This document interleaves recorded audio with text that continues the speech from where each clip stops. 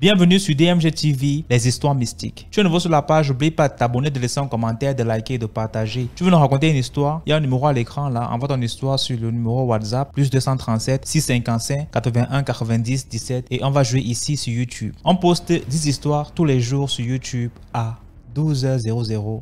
La page c'est DMG TV. Je vous invite aussi à vous abonner à la page TikTok DMG TV pour voir les lives de mercredi et les vendredis à 20h00. Sur Facebook, on poste des histoires aléatoires. Donc, il peut arriver qu'on poste sur Facebook ce qu'on n'a pas posté sur YouTube. Donc, connectez-vous à toutes les pages. Merci pour la force. Dites-nous d'où vous regardez la vidéo en commentaire. Et merci à tous ceux dans le live chat là, tous ceux qui sont toujours connectés à l'heure pour donner la force au projet. Merci, ça nous fait plaisir. Ok, aujourd'hui on va écouter 10 histoires mystiques. Je vais vous demander d'écouter attentivement. Merci de me signaler en commentaire quelle histoire vous a marqué, quelle ressemble à une histoire que vous avez écoutée ou vous l'avez écoutée. Si vous pouvez confirmer aussi en commentaire s'il y a des histoires que vous connaissez vraiment. Confirmez en commentaire. Première histoire. Rebonsoir DMG. Je reviens avec une deuxième histoire. Décidément, je prends goût, hein. Donc, l'histoire se passe à Bobo. C'est l'histoire de mon oncle, le petit frère de ma maman. Ça se passe à Bobo. Comme ils sont nés à Bobo, ils ont grandi à Bobo. Donc, voilà. Ma maman dit qu'en son temps, l'histoire s'est passée quand mon oncle était très, très jeune. C'était encore un enfant, hein, dans les 10 ans, par là, comme ça. Voilà. Et c'est une histoire qui se passe un jour off où ils n'avaient pas classe. Donc, ils décident d'aller avec ses camarades en brousse. Voilà, à l'époque, hein, aller en brousse avec ses camarades à la chasse. Voilà, s'amuser un peu. Donc, quand ils partent en brousse, il y a des manguiers. Donc, c'était la saison des mangues. Donc, ils se servent des mangues, ils mangent et tout et tout. Mais personne d'entre eux n'a eu l'idée, en fait, de chercher de l'eau pour se laver les mains. Donc, voilà, c'est l'enfance. Donc, ils mangent les mangues, ils s'essuient les mains sur les habits. Et puis, bon, voilà, ils continuent. Mais on dit que parmi eux, il y avait un. C'est lui qui cherchait de l'eau pour se laver les mains. Et c'est comme ça qu'il fouille, il va, il trouve dans le creux d'un arbre. Il y avait de l'eau. Je ne sais pas si vous voyez un peu. Bon, personnellement, franchement, je n'ai jamais vu. Ma maman dit que souvent, dans les creux des arbres comme ça, il y a de l'eau qui se stagne un peu. Donc, c'est comme ça que lui, il décide d'aller se laver les mains. Au lieu de se laver les mains seulement, il finit, il s'essuie la bouche, mais non seulement il se lave le visage. On dit non, il ne fallait pas. Dès qu'il s'est lavé le visage, on dit que l'arbre était habité en fait par des génies. Dès qu'il se lavait le visage d'MG, il a commencé à voir les génies. Et quand les génies se sont rendus compte que le petit arrivait à les voir, il ne fallait pas. On dit qu'ils ont commencé à poursuivre l'enfant, le frapper, le frapper. Le groupe ne comprenait rien. En fait, les autres se sont dispersés parce qu'on le voit, il court. Il crie, il parle seul. Oh, ils arrivent, pardon, ne me frappez pas, oh, pardon, ne me tuez pas, pardon, pardon. Il court, jusqu'à ce que, il paraît que les génies là l'ont poursuivi jusqu'en ville. Jusqu'en ville. Le petit a couru jusqu'en ville. On le frappe, on dit, tu voyais tout son corps, il était devenu des plaies, il saignait. On le frappe, il court, on le lapide avec des cailloux, sa tête était percée. Le sang coulait de partout comme ça. Il se couche, il se relève, il se tourne, il se trimballe par terre. Il a couru comme ça. Après, tout le quartier était sorti. Les gens étaient en émeute. Il est arrivé chez eux à la maison. Il rentre, il se couche sur le lit. Mais tu entends en fait les trucs comme ça. La maison bouge. On voit rien, mais c'est le petit qui les voit. C'est le petit qui les voit. Donc les gens maintenant demandent, puisque le petit, il n'a pas le temps de raconter, lui il est en train de souffrir. On demande à ses camarades, aux camarades maintenant, qu'est-ce qui s'est passé et tout. Maintenant aux camarades d'expliquer que non, ils sont arrivés en brousse, ils ont mangé des mangues, personne n'a eu l'idée de se laver les mains, mais lui il a trouvé une eau dans le creux d'un arbre et c'est comme ça et tout. Les gens ont compris maintenant. Donc il court. Donc les gens, ses parents ont crié, oh va. Il y avait une mosquée à côté, donc on lui a dit, les gens criaient, rentre à la mosquée. Donc c'est comme ça qu'il est rentré dans la mosquée. Net, quand il est rentré dans la mosquée, Il paraît que les génies se sont arrêtés à la porte. Donc, le petit a eu le temps maintenant de souffler, de dire que on lui demande maintenant qu'est-ce qui s'est passé, qu'est-ce qui s'est passé. Il raconte que c'est des génies qui sont en train de le poursuivre. Toute une famille, le père, la maman, les enfants et tout, qui sont en train de le pousser avec des cailloux. Ils ont des cailloux, on le lapide avec des fouets, on le fouette et tout. Non, il est resté là-bas. Quand on dit qu'il ne pouvait pas sortir de la mosquée, dès qu'il veut mettre pied au dehors, les gars là sont arrêtés à la porte, on l'attend. Maintenant, après, maman dit qu'elle ne sait pas. Dans l'enfance, là, ils n'ont plus cherché à savoir ce qui s'est passé et tout. Mais l'histoire, je ne sais pas si ses parents ont pu gérer ça ou pas. Voilà. Donc, c'était un peu ça l'histoire.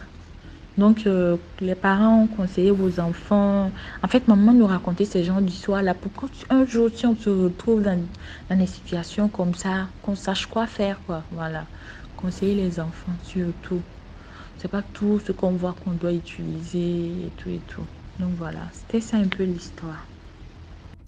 Merci beaucoup pour l'histoire. Waouh. Dis-moi ce que vous pensez en commentaire. Merci beaucoup à tous les Gabonais abonnés à la page. À tous les Congolais, je ne sais pas m'en sortir, à tous les Africains abonnés à la page. Donc, on va passer à la deuxième histoire. Je vais vous laisser d'abord liker la vidéo, partager, commenter. On passe à la deuxième histoire. Bonsoir la famille, bonsoir DMG.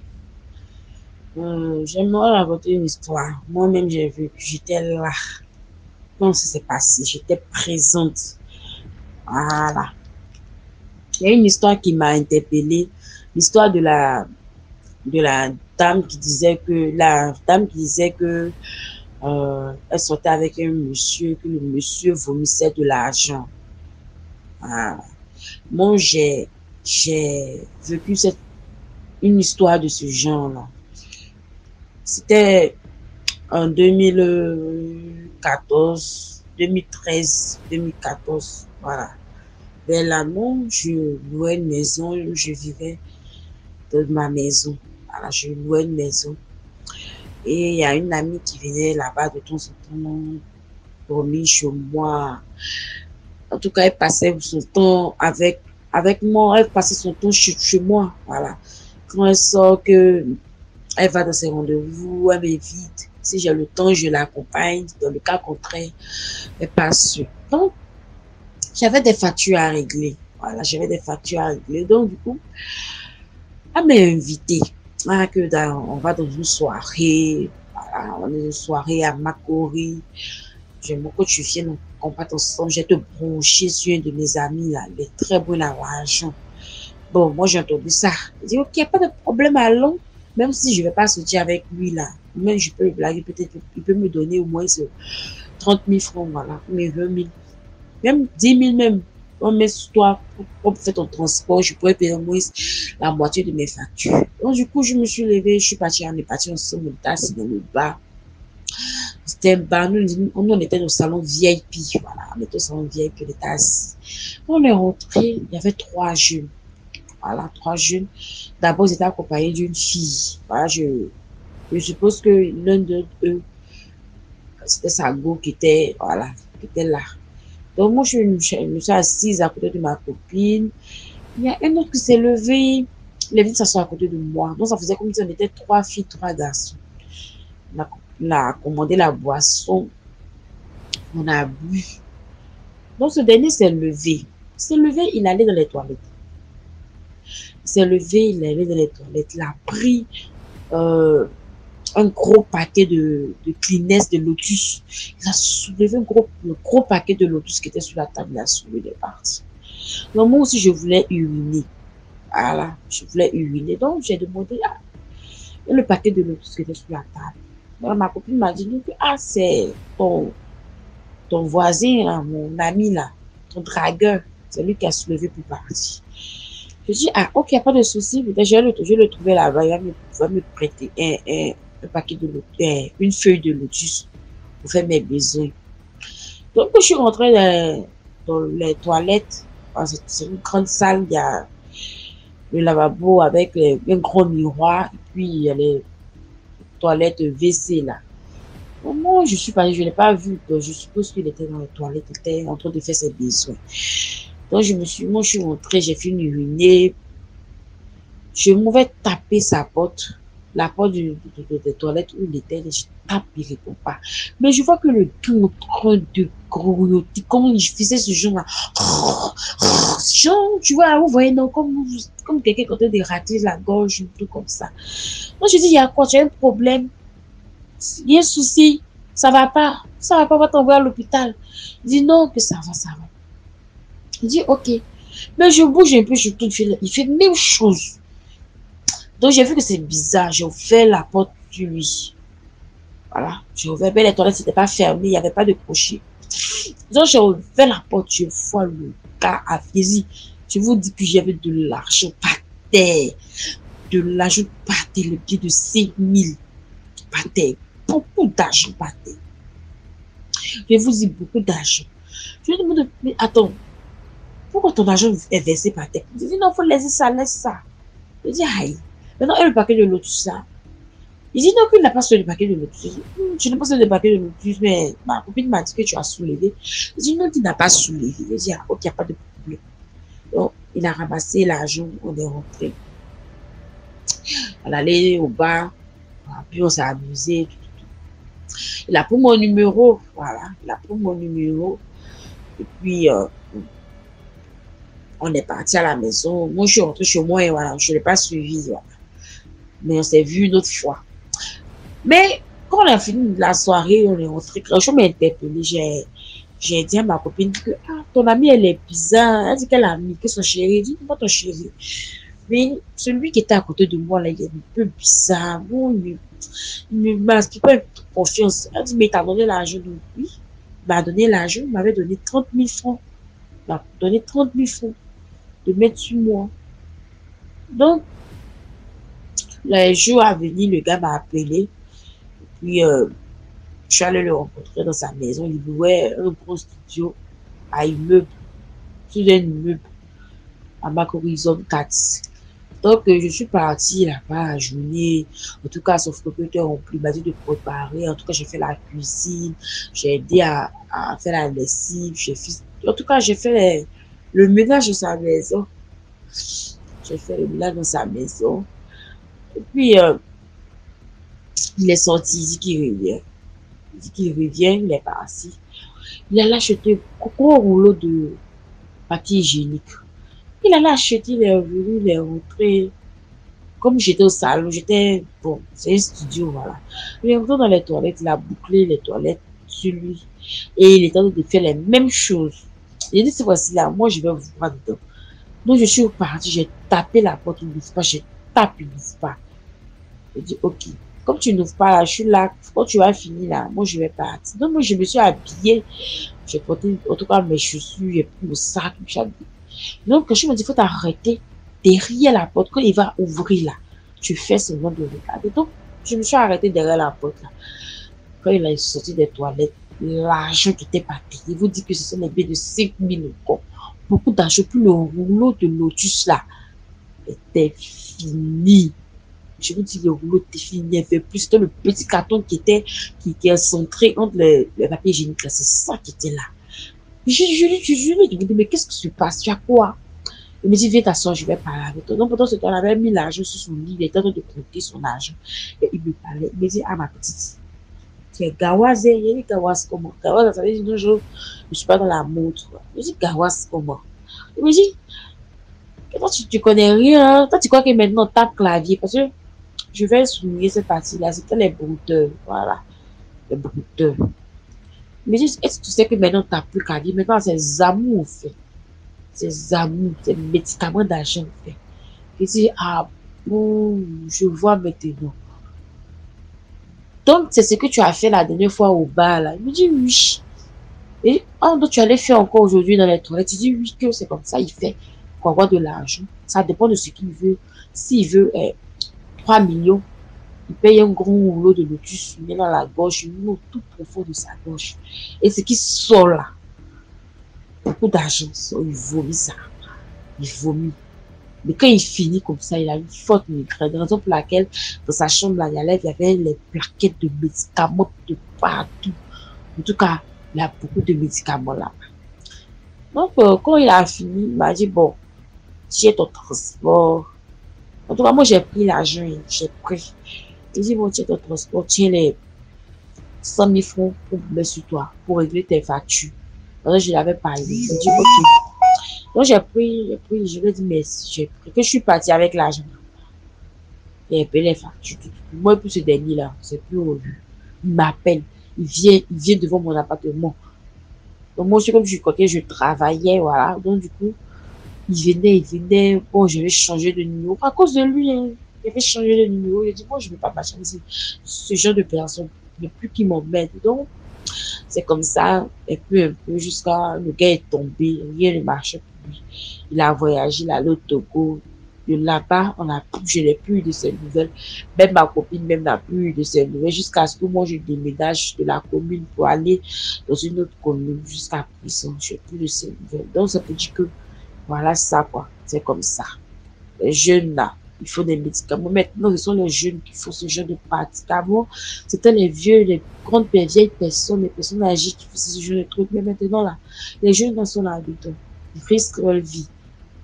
Voilà. Merci beaucoup. C'était mon histoire. Donc voilà, laissez vos impressions en commentaire. On passe à la troisième histoire. Écoutez attentivement, s'il vous plaît. Bonjour tout le monde. Je voulais aussi raconter une histoire et c'est ma première fois de passer dans votre émission que j'aime beaucoup et je suis beaucoup.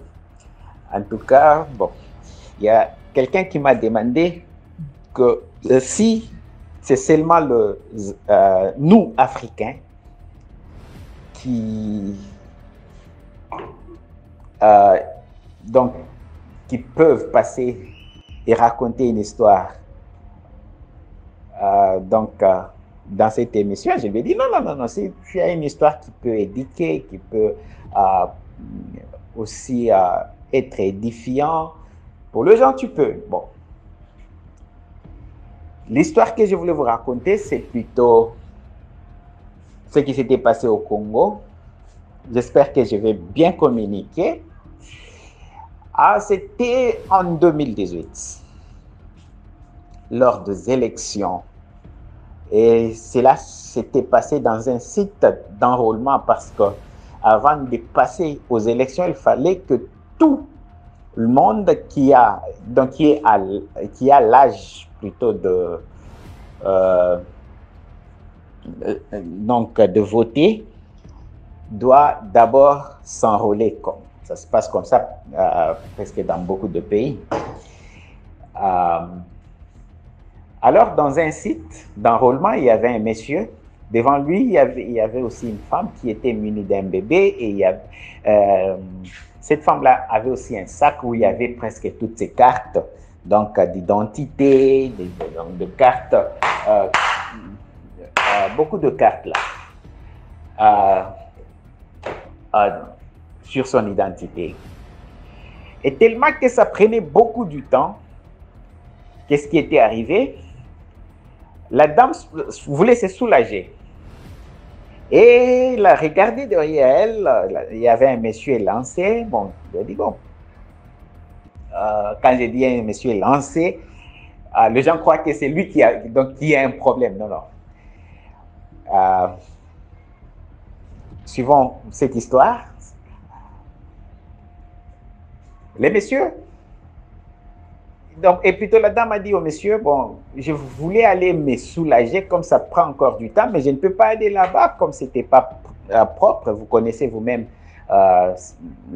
donc en Afrique, comment on néglige les toilettes et surtout que c'était des toilettes publiques. Le monsieur a accepté d'aider la femme. Donc, une forme de générosité, quoi. Et qu'est-ce qui s'était passé à cette époque? Donc, à ce moment-là, la dame lui a donné son sac et son bébé. Bon, ils étaient là depuis longtemps, hein, quand même. Il y a toujours raison de faire confiance en quelqu'un pour quelques minutes. Et ce qui s'était passé, c'était quoi? La dame est partie à la toilette. laissant son sac et son bébé avec les messieurs, les lancers, que je peux appeler peut-être Monsieur Jean. Et la dame, je ne connais pas son nom, mais je peux lui donner aussi un autre nom, par exemple Vicky, par exemple.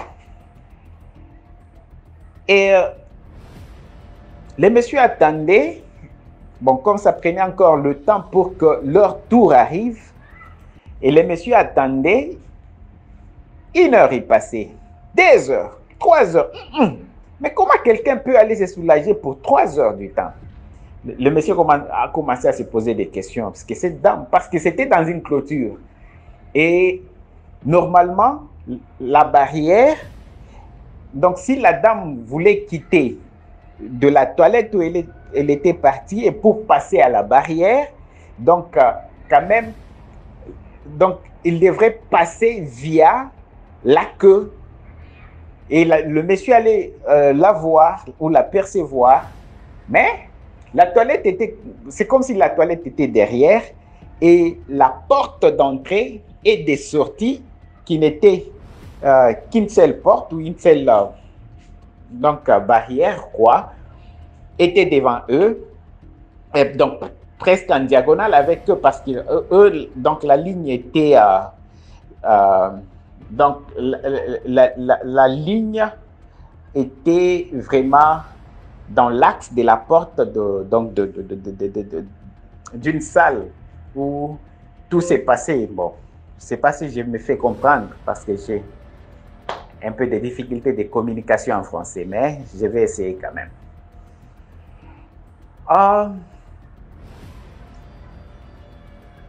Le monsieur est parti, est allé plutôt vérifier à la toilette pour voir si la dame, donc qu'est-ce qui est arrivé à la dame par exemple.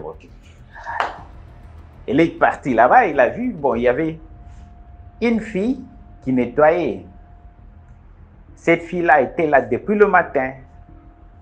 C'est comme si c'est elle qui était, donc une autre fille que je vais appeler Janine, qui nettoyait. Alors, comme c'était à la toilette où Vicky, cette dame que j'appelle Vicky, devrait venir se soulager. Donc, normalement, cela veut dire qu'elle allait rencontrer Janine qui nettoyait la toilette. Alors, qu'est-ce qui est arrivé? Quand le monsieur est arrivé, il a vu Janine en train de nettoyer. Il a posé la question à Janine. Bon, je les appelle comme ça, hein. Ce sont des noms que je donne par hasard pour me faire comprendre. Et Janine a répondu, non, moi, je n'ai pas vu quelqu'un qui porte une robe, comme tu viens de le détailler, venir ici, ou quelqu'un qui est de cette taille-là. Depuis 3 heures, il n'y a qu'une seule personne qui est venue. D'ailleurs, je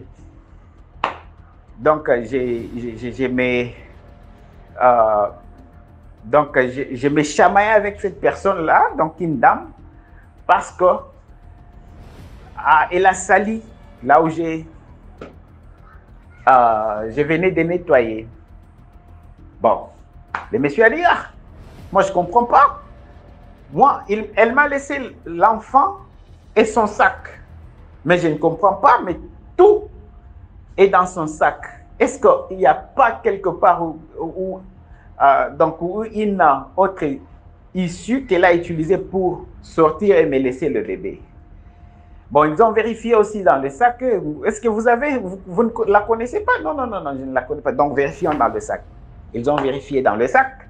Et ils ont trouvé les identités de cette fille ou de cette dame que j'appelle Vicky. Alors, ils ont trouvé l'endroit. Bon, ce n'était pas dans le quartier, vous connaissez. Le site d'enrôlement, les gens qui devraient s'enrôler, ce ne sont que les gens qui se retrouvent dans cette entité géographique. Donc, dans ces quartiers-là, si je peux le dire comme ça. Alors, ils ont trouvé que cette dame-là venait d'un autre quartier qui est un peu éloigné. Il fallait prendre le transport. Et le monsieur a maintenant l'enfant. comment est-ce que ça va se passer maintenant? Le monsieur s'est dit, ah, là, je dois faire un sacrifice. Il est resté d'abord quelques heures encore à la ligne. L'enfant ne pleurait pas. L'enfant, à un moment donné, se réveillait, commence à jouer. Mais c'était bizarre. Un enfant dans le main de quelqu'un qu'il ne connaît pas et l'enfant ne pleure pas. Et l'enfant qui n'a même pas besoin de lait maternel. C'était bizarre. Les messieurs là, il a commencé à se poser beaucoup de questions. Vu l'enfant qui était en bonne santé, comme si l'enfant n'avait pas besoin de sa maman. Le monsieur est allé, il s'est plutôt... il avait peur, normalement, que si l'enfant commençait à pleurer, les gens allaient croire que le monsieur a volé l'enfant. Bon, comme l'enfant ne pleurait pas, il a pris tout le soin d'aller d'abord se faire enrôler, et puis il est sorti. Maintenant, il est allé à l'adresse qu'il a vue dans le carte, ou la carte de la dame. Il a monté le premier bus, il a pris plutôt le premier bus, et il est arrivé à l'endroit. Malheureusement, il a vu beaucoup de gens dans la parcelle. Ah, il s'est dit, non, il y a quelque chose qui ne va pas ici. C'est quoi? Peut-être, c'est la dame là, il y a quelque chose qui est arrivé, on est en train de, peut-être de chercher qu'est-ce qui est arrivé où l'enfant, les gens sont en train de s'étonner. D'abord, il a commencé à douter. Il s'est dit, ah, qu'est-ce qui se passe? Et quand il a fait 2 pas, tout en doutant, il a vu une photo, une grande photo, et les gens qui étaient à côté, ils étaient en train de pleurer. Et sur cette photo, il a vu cette dame-là qui lui a donné l'enfant. Il s'est dit, mais qu'est-ce qu'il y a? Donc son cœur a pris une vitesse là. La façon dont le cœur a commencé à battre, les messieurs, vous savez, quelqu'un qui était d'abord dans l'armée avant, qui se disait, il n'aura jamais peur des histoires telles que le monstre, des histoires un peu comme ça. Mais il a eu peur d'abord. Alors il a demandé, je vois la photo, et vous connaissez d'abord ce bébé? Les gens ont dit, non, non, nous on ne connaît pas ces bébés. Bon, la personne qui est sur la photo, c'est elle qui m'a donné ces bébés, et puis elle est partie en fumée. Je n'ai pas compris. Quand il m'a laissé le bébé, les gens ont dit, mais qu'est-ce qu'il y a? Qu'est-ce que ce monsieur est en train de raconter ici? Est-ce que c'est vrai? Bon, oui, c'est vrai. Les messieurs là, il y a des gens qui n'ont pas cru à son histoire, ils croyaient que c'est un fou. Il dit, non, non, voilà le carte, voilà le sac que la dame m'a laissé. Il a montré le sac et toutes les identités. Et c'est cette dame qui est sur cette photo qui m'a laissé tout ça. Les gens donc, ont commencé à fuir. Ils ont commencé à fuir là, donc ils n'ont pas compris. Cette dame, on vient de l'enterrer. On l'a enterrée hier, mais toi tu nous dis que tu étais avec elle et puis elle t'a donné ce sac et que c'est ce qui prouve que c'est vrai. Les messieurs ne trompent pas. Il dit que non. Les messieurs ici, et donc l'enfant que vous voyez avec moi, c'est son enfant. Il dit que non, elle était grosse quand on l'a. Le monsieur est tombé. Le monsieur s'était évanoui. Je vous dis que cette histoire, bon, vous savez, vous-même, quand des histoires comme ça arrivent, et puis à cette époque-là, dans la période d'enrôlement, donc il n'y avait pas d'Internet, parce qu'on avait coupé, vous savez, on était dans un régime très dictatorial, c'est pas comme pour le moment. Et donc les histoires ne circulaient pas très facilement. Les gens ont commencé à courir, donc comme on dit, tout azimut là. Alors le monsieur, il s'est retrouvé presque seul. Il est tombé, il était évanoui aussi. Et quand on l'a amené à l'hôpital, dans un hôpital qu'on appelle cinquantenaire, je ne sais pas, C'est là qu'il a repris. Et il a commencé à donner son histoire. Il lui a dit que non, cette femme-là était déjà morte. Donc, c'est celle qu'il avait vue. Il a demandé maintenant qu'est-ce qui est arrivé au bébé. On dit que non. Dans cette cohue, dans ces désordres-là, toi, tu étais par terre et tout le monde courait. Et quand les gens ont compris que non, on doit maintenant revenir et voir ce qui s'était passé après, ils n'ont pas vu l'enfant. C'est l'histoire que je voulais donner. C'est pourquoi je voulais demander à chacun qui écoute cette histoire d'être toujours en train de prier pour que des histoires comme ça ne nous arrive pas. Vous vous imaginez si ces messieurs-là avaient des enfants, pendant ces jours, ces enfants-là allaient manger quoi? Et qu'est-ce qui va, par exemple, commencer à réclamer spirituellement les messieurs-là qui étaient tombés? Parce que quelque part, quand on se rencontre avec des êtres comme ça, il y a toujours quelque chose là qu'ils vont essayer de prendre. Ils vont toujours vouloir prendre parce que vous connaissez le secret. Vous êtes arrivés en contact avec eux.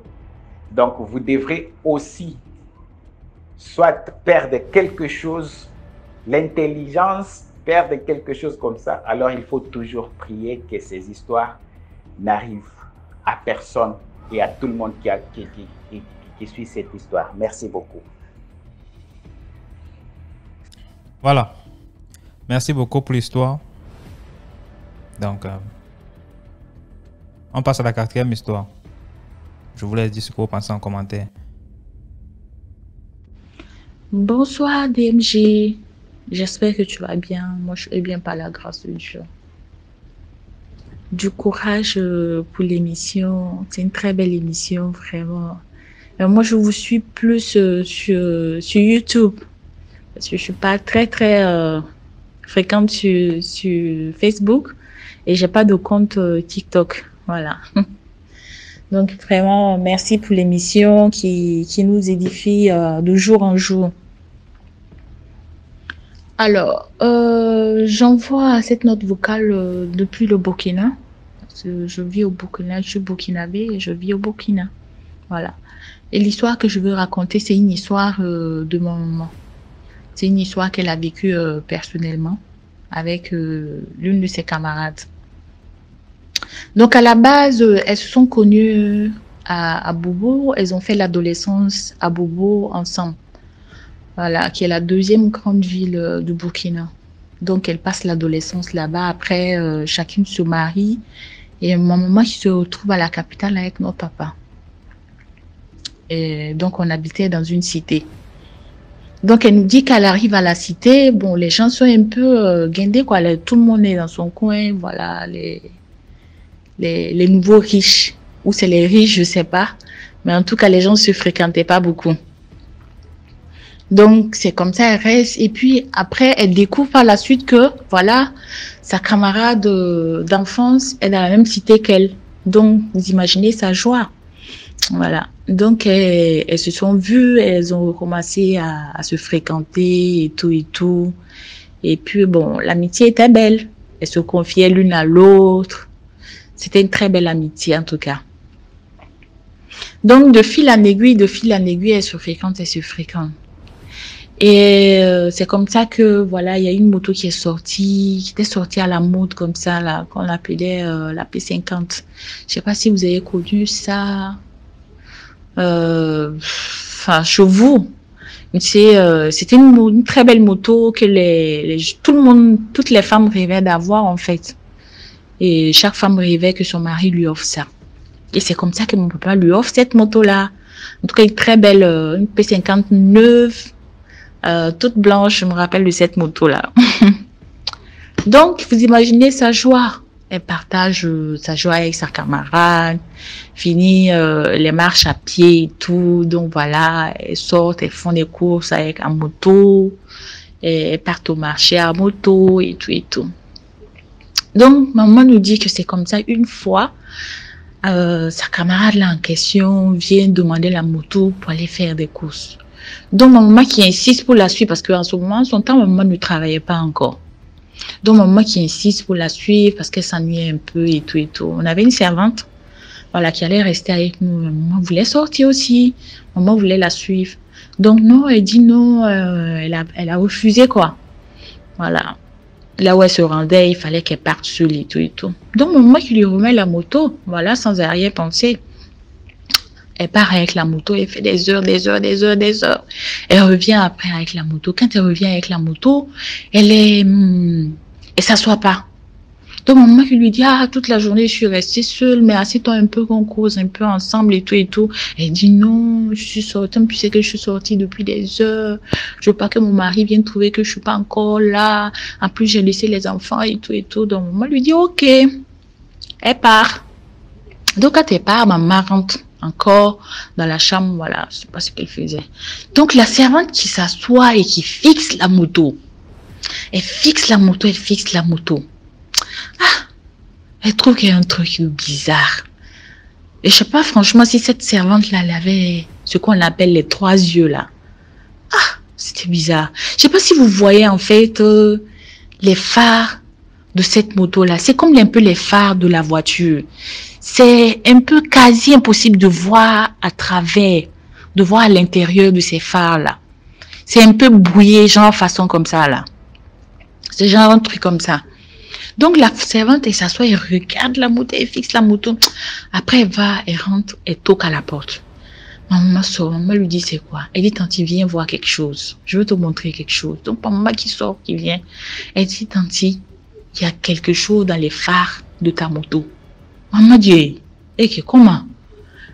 Donc maman lui dit comment? Qu'il n'y a rien. Comment toi tu peux voir à travers ces phares-là? Elle dit, tanti, je te dis qu'il y a quelque chose à l'intérieur de tes phares. Maman lui dit, ah, ça c'est quelle histoire ça encore? Ok, bon, on vérifie. Donc maman elles prennent ensemble un couteau et elles essaient de démonter en fait le phare en question et puis elles regardent. DMG, quand elles ouvrent le phare, qu'est-ce qu'il y a à l'intérieur? Des aiguilles, des cristaux de sel, plus de la couleur rouge. C'est ce qu'il y a à l'intérieur du phare. Maman dit quoi? Qui a pu bien mettre ça dans les phares de sa moto? Donc la servante lui dit, ah, comment ça qui a pu mettre? C'est pas ta camarade qui est venue déposer la moto là tout à l'heure? Donc, maman trouve ça bizarre. Donc elle dit à la servante d'amener un sachet. Donc elle racle ensemble tout ce qu'il y avait dans le phare. Elle met dans un sachet et puis elle donne à la servante. Va chez ma camarade là en question. Tu vas chez elle, tu toques. Ne remets le sachet là à personne. Remets-lui le sachet là main à main. Donc, la servante aussi qui part, qui toque. Peut-être c'est la servante de la tante aussi qui ouvre. Et puis elle lui dit, elle veut voir la tante et tout et tout. Donc la tante sort. Elle lui remet le sachet. Que tante dit de venir te remettre ça, que tu as oublié ça. Donc elle dit, elle a oublié ça. Donc elle prend le sachet, quand elle l'ouvre, elle regarde dedans, mais elle ne discute pas. Elle ne dit rien à la servante. Donc la servante qui rebouche chemin, qui vient à la maison. Donc elle arrive à la maison, maman lui demande, tu as pu lui remettre sa main à main? La servante dit oui. Donc maman qui insiste, tu lui as bien remis sa main à main vraiment? La servante dit oui. Elle dit ok.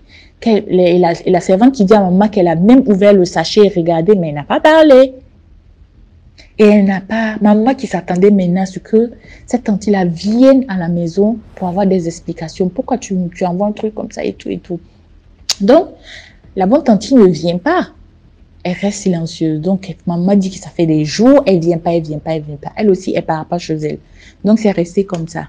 DMG, on dit 3 jours, jour pour jour, ma maman dit que il y a une terrible bagarre qui a déclenché chez elle à la maison entre elle et son mari. Jusqu'à les deux se sont battus. Ma maman dit qu'elle a mordu son mari au dos.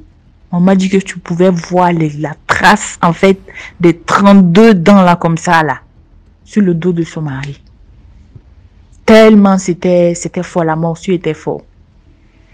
Je sais pas chez vous, en fait, comment ça se passe, mais chez nous au Burkina, pendant la bagarre dans un couple, ni le mari ni la femme n'ont le droit de se mordre.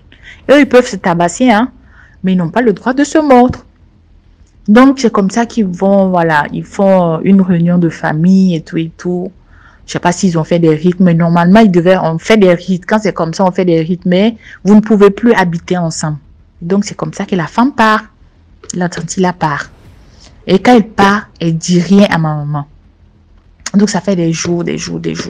Après, c'est ma maman qui décide comme ça de partir, en fait, la rendre visite. Et quand elle arrive, le monsieur lui raconte l'histoire et tout, qui sort la morsure au dos, qui lui montre et tout. Donc, maman revient à la maison. La tante ne lui dit rien. On dit que le monsieur est resté comme ça, en fait. Quelques mois après, le monsieur tombe gravement malade. On le soigne, ça ne va pas. On le soigne, ça ne va pas. Il n'a pas duré. Le monsieur est décédé de sa maladie. Et la femme, jusqu'au jour d'aujourd'hui, où je vous raconte l'histoire, là, elle n'est plus jamais revenue à la maison. Elle n'a plus jamais croisé aussi ma maman. En fait, ma maman nous dit que la bagarre, là, lui était destinée à elle. En fait, la tante était jalouse de ma maman parce qu'elle était à pied, son mari, elle lui avait offert une moto, voilà, que toutes les femmes convoitaient et tout. Donc, cette bagarre-là était destinée à ma maman. Et le fait que ma maman ait raclé tout ce qu'elle a mis dans son phare, là, aller le remettre, ça a été un retour, en fait, à l'envoyeur. Et quand elle a pris, je ne sais pas ce qu'elle a fait avec. Donc, ça a été un retour à l'envoyeur. Voilà. Donc, voilà, c'est l'histoire comme ça. Et la morale de l'histoire, ma maman nous a dit de faire beaucoup attention à nos fréquentations, de faire beaucoup attention à nos amitiés et surtout de faire beaucoup attention à nos effets personnels qu'on prête à nos amis. À ça, ma maman ne supportait pas du tout. Les camarades qui venaient à la maison, oh, non, prête-moi ta chaussure, non, prête-moi ta robe et tout. Ma maman refusait catégoriquement. Voilà, parce que c'est une histoire qu'elle a vécue personnellement et puis voilà quoi. Donc voilà, c'est ça un peu l'histoire. Donc faisons attention à nos fréquentations vraiment, les amitiés. On ne le dira jamais assez. Merci DMJ. Merci beaucoup pour l'histoire. On passe à la 5e histoire.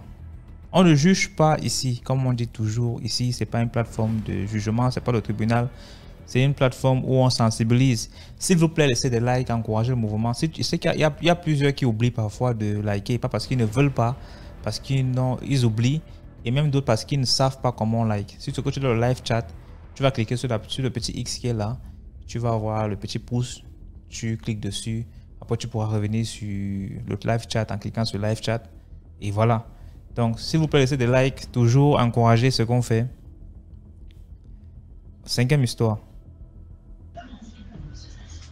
Bonsoir DMJ, bonsoir la famille. S'il vous plaît, likez, partagez et abonnez-vous à la page de DMJ TV. Voilà. Je vais raconter une histoire qui s'est vécue dans mon ancien quartier d'enfance à Koumassi. J'étais à Abidjan, pardon, Côte d'Ivoire, dans la commune d'Abidjan. Dans la ville d'Abidjan, la commune de Koumassi. Merci. Dans la ville d'Abidjan, dans la commune de Koumassi, mon quartier d'enfance. Voilà. C'était dans les années 2012-2013. En ce moment, les jeunes brouteurs faisaient fort.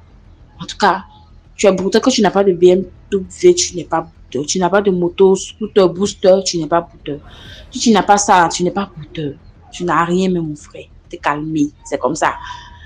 Donc, en ce moment, j'étais encore au collège. au lycée, pardon. Je sors au lycée, je partais à l'école. Donc, j'ai croisé une amie là. Une amie brouteur aussi. Bon, c'est moment où je ne savais pas que c'était un brouteur parce qu'il venait me draguer. Ah, il venait me draguer. Il était soutenu. Pourquoi tu le vois? Il est tranquille. Mais avec ses compagnies, chaque fois que je le vois, souvent qu'il est assis au quartier, il est assis avec des jeunes. Que tu vois les aspects, tu sais que ce sont les brouteux. Ça, c'est le mec sur la forme, mais tu sens ça. Donc, moi, ma maman m'avait dit de machin de ce jeune jeune. Donc, du coup, quand je le vois il est assis avec lui, je dis, toi, tu fais quoi dans la vie? Il dit, lui, il est élève. Mais l'élève, je ne le vois jamais à qui, je ne le vois jamais à l'école. Donc, du coup, bon, j'ai commencé à devenir bizarre.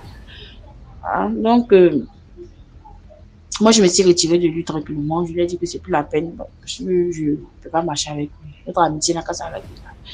Il a dit, ok, il n'y a pas de problème, mais il n'a pas aimé. En tout cas, il n'a pas aimé. Donc, c'était le jour de l'anniversaire d'une de mes copines dans un bar de la place Manvisa. Un bar de la place. Donc, ma copine m'a invitée. Je suis partie, j'étais là-bas avec les deux autres camarades que je connais très bien. Je dis son anniversaire, là, c'était pas petit anniversaire. Ils ont fait travailler moi jusqu'en... Elle a déposé un panier au centre du bar, comme ça, devant la piste de danse. Ils sont venus faire le travail. Moi, ce jour-là, c'est près de combien de millions ils ont versé? Près de combien de millions ils ont versé ce jour-là? La fille a eu l'argent. C'était son gars qui a fait le travail, son gars et plus les amis qui la connaissaient. Voilà. Moi, ça m'a pas intimidé. Voilà. Parce que moi, ma tête, les bouteurs, c'était pas mon truc. Donc, du coup, on a fini l'anniversaire, on est rentré. Un jeune qui était derrière nous avec sa voiture, sa BMW, un bouteur. Voilà. Qui était avec sa BMW. Il a garé, il nous a dit que de monter. Parce que c'était tard, il était 3 heures du matin. 4 heures, 3 heures par là. Voilà. Il nous a dit de monter. Que marcher comme ça jusqu'au quartier, c'est un peu dangereux de monter. Donc, on n'a pas refusé. Mais c'était pour nos propres sécurités aussi. Donc, nous sommes montés. Donc, il a pris le numéro de ma copine, de mes copines, qui était assise devant, à côté de lui, au siège avant. Moi, je suis assise au siège arrière, pardon. Donc, ils ont changé les numéros, tout. Ils ont commencé à se voir tout le temps. Elle partait dans ses rendez-vous, tout le temps. Elle est là-bas, elle sort. La fille a commencé à changer de comportement. Elle a commencé à avoir les vrais téléphones. Elle partait dans les grands espaces, elle partait dans les grands magasins. En tout cas, les deux étaient devenus goégas. Voilà. Donc, comment ça s'est passé? Un jour, la fille est sortie. Ils sont allés au week-end. Après, elle dit, non, ma chérie, moi je sors, je vais en week-end. Je dis, mais le week-end, tu t'en vas là. Tu sais que tu as pour l'ingénieur, il ne faut pas rester là-bas. Elle dit, non, ça ne va pas rester là. Je dis, ok, ce jour-là, même m'a filé 2 billets de 10 000 là. Elle m'a filé 20 000. Elle dit, ah, faut qu'on 20 000 là, tu vas boire de l'eau. Je dis, merci. Ah, donc elle est partie. Son chéri est venu la chercher, ils sont allés au week-end à Bassam. Ils sont allés se promener.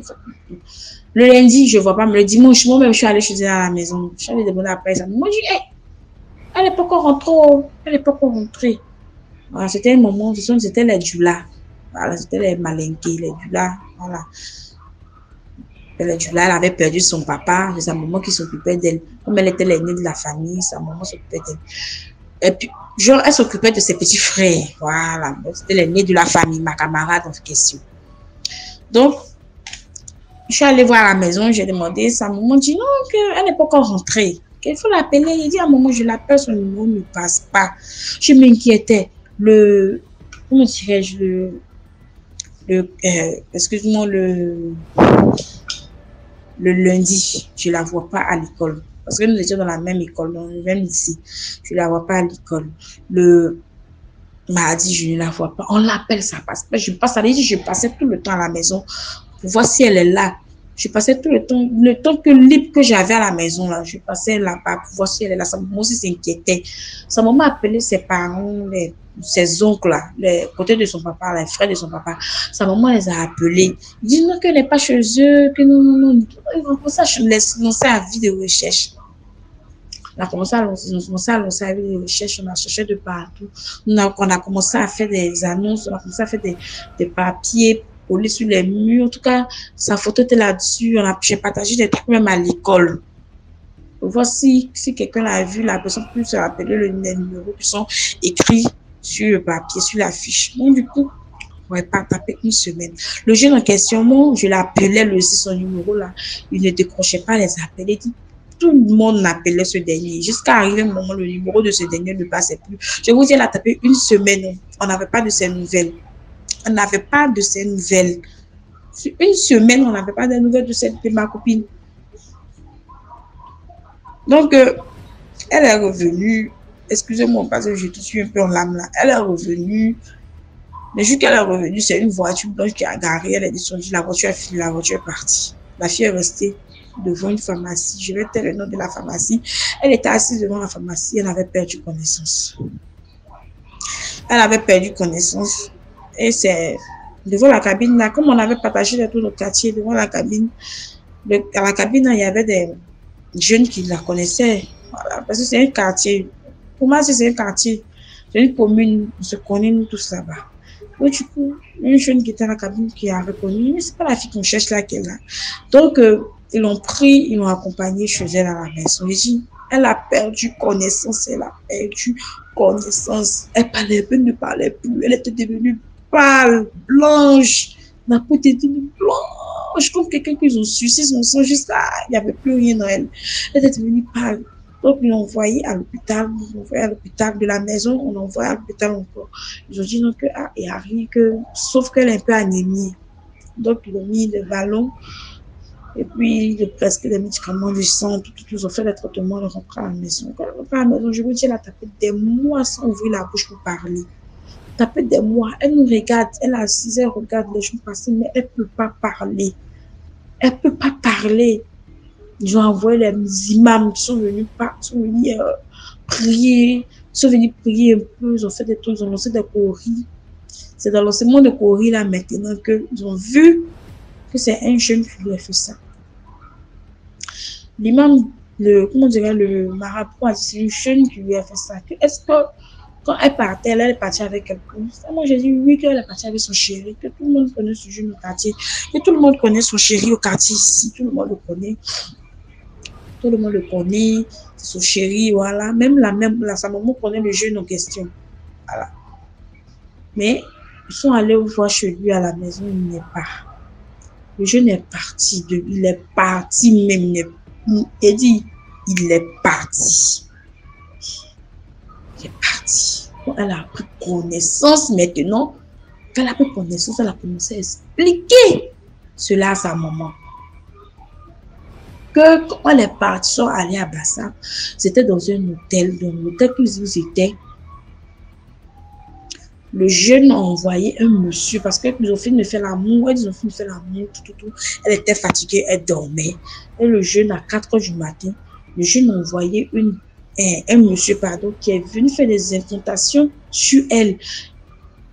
Il est venu faire des fétiches, des trucs sur la fille. Elle ne pouvait pas parler parce qu'ils ont fermé sa bouche. Quand ils ont fermé sa bouche, spirituellement. Elle était couchée, elle ne pouvait pas bouger, elle ne pouvait pas parler. Pendant que le féticheur était sur elle, en train de faire des sacrifices, en train de faire des choses sur elle. Elle ne pouvait pas parler. Quand il a fini de faire, il a dit, elle entendait ce qu'il disait. Il a dit à son chéri que la fille en question, elle a un esprit qui est très dur. Que ce que je peux faire pour elle, c'est de retirer tout son sang. Quand c'est le sang, tu ne peux pas la tuer, mais on va prendre son sang. Donc, ils ont fini de faire ce qu'ils avaient à faire. Ils ont fini de faire ce qu'ils avaient à faire. Le jeune en question, il a fui, il est parti. Il est parti. Elle dit, il a fui, il est parti. Il n'a rien laissé comme agent sur la fille, il est parti.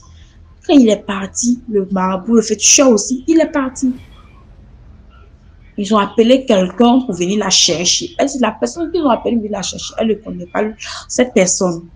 Elle n'a jamais vu la personne. Donc la personne a pris, la personne a déposé, comment dirais-je, devant la pharmacie et la personne a continué le chemin. De là jusqu'à présent, ma camarade est bizarre. Je vous dis que moi-même, j'ai déménagé. Je suis venue à Yopougon. Mais quand je vais au quartier à Koumassi, c'est toujours pareil. Elle est devenue autre chose. Je dis qu'elle est devenue autre chose. On parle d'église à sa maman, que nous, il faut envoyer un homme de Dieu qui a prié pour elle. Sa maman dit qu'elle est purement musulmane, qu'elle ne va jamais accepter qu'un chrétien rentre dans sa maison pour prier sur son enfant. Donc, du coup, la fille est devenue autre chose. Elle se promène comme ça, donc elle est devenue un peu folle, voilà, dérangée. Elle se promène un peu dans le quartier, les jeunes buteurs, n'importe qui sort avec elle. Elle est devenue le bois sacré de tous les jeunes du quartier. Les gars sortent avec elle comme ils veulent. Ils couchent avec elle comme ils veulent. Ils couchent avec elle comme ils veulent. Je sais que dans comme les commentaires, je me dis que, ah, mais et toi, sa camarade, tu n'as rien fait pour elle. Mais moi, je dis bien que j'ai essayé. Mais quelqu'un qui est cloué à la maison, tu vas l'apprendre comment pour sortir avec elle. Quelqu'un que toute sa maman auprès d'elle, tu vas l'apprendre comment pour sortir avec elle, pour aller elle à l'église, compris pour elle. Même quand j'ai proposé d'envoyer un homme de Dieu pour qu'il prie pour elle, sa maman a complètement refusé. Sa maman dit, elle ne peut jamais accepter qu'un homme de Dieu rentre dans sa maison, un chrétien rentre dans sa maison. Elle va faire les médicaments avec ses marabouts, ça va aller.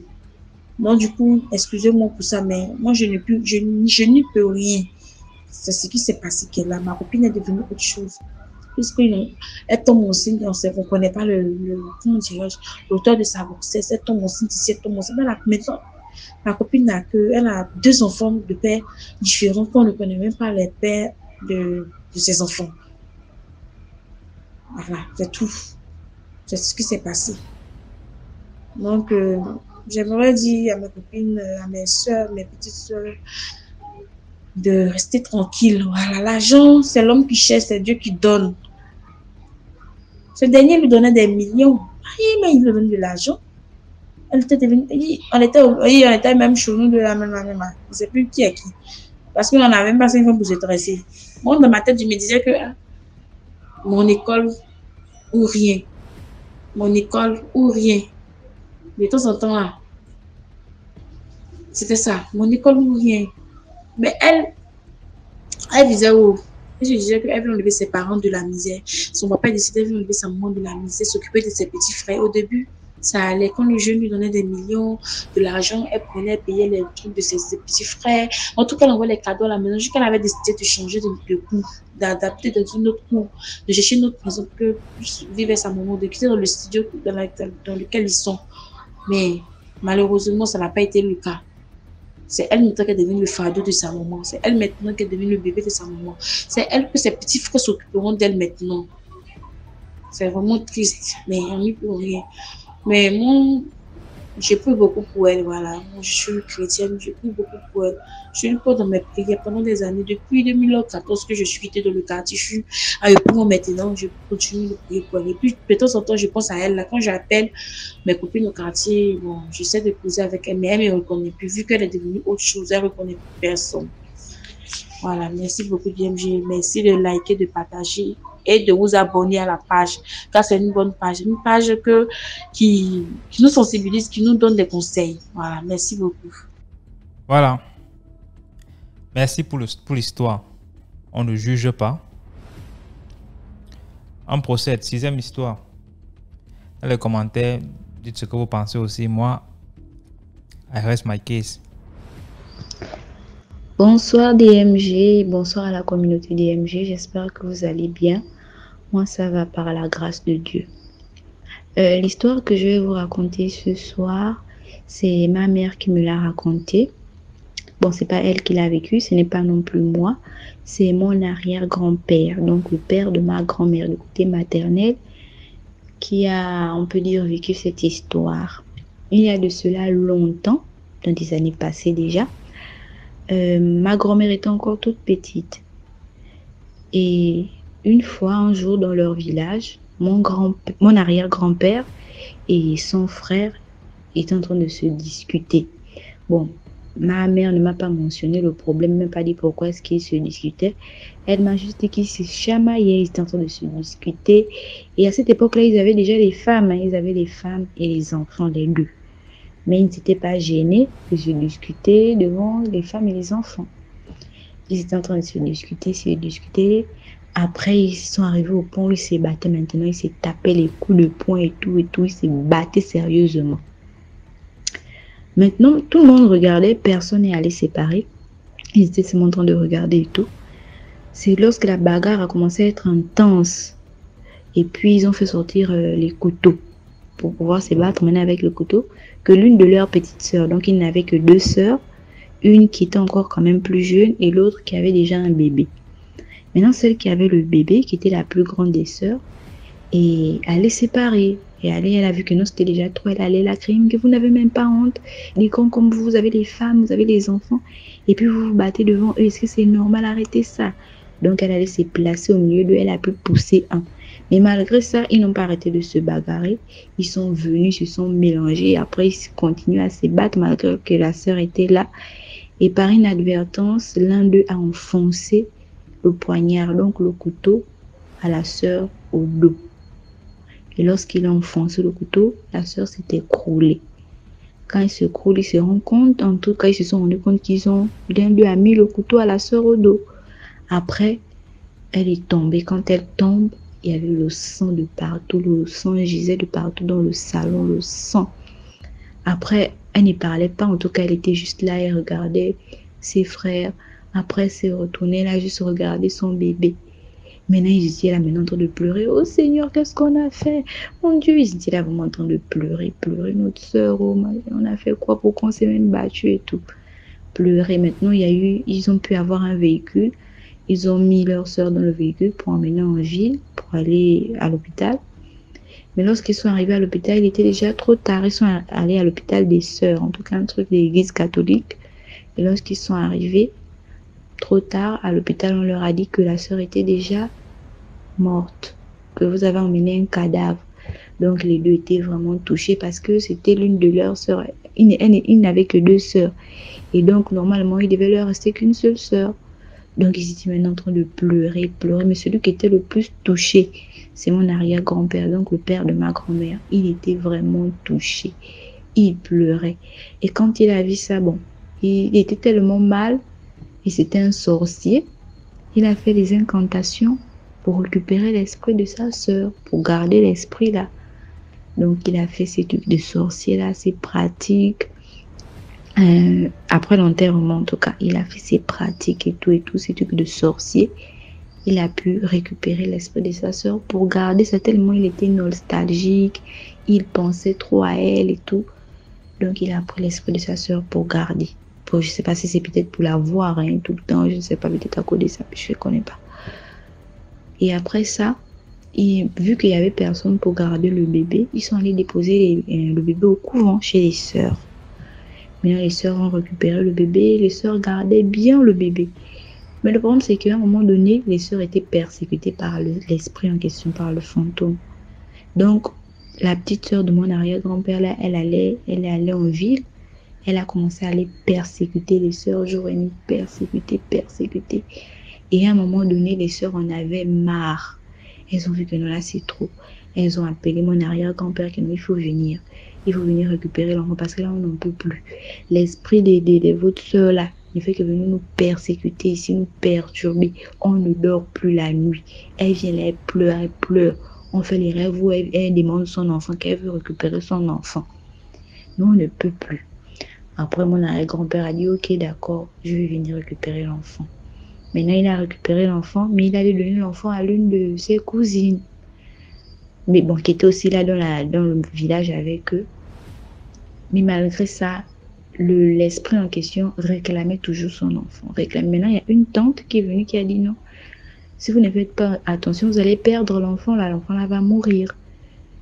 Parce que l'esprit en question réclame l'enfant. L'enfant là va tomber malade et elle va mourir. Bon, mon oncle et puis les autres ont négligé. Ils ont négligé et l'enfant est tombé malade. L'enfant a eu la grippe, la fièvre. Après, l'enfant est décédé. Ils ont fait tout, ils ont enterré l'enfant et tout. Et elle a récupéré son enfant comme ça. Maintenant, après, voilà, ils étaient là et tout. Et le problème, c'est que mon grand-père, lui, il ne voulait pas que les gens de sa maison, en fait, tous ceux qui étaient dans la maison parlaient du genre de la sœur qui est décédée.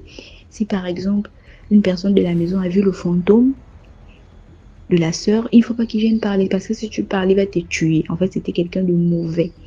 Il était un peu très mauvais et c'était un sorcier vraiment sadique. Donc, si tu dis par exemple que oh, voilà, oh, j'ai vu l'esprit de tel ou dans la maison, il te tue.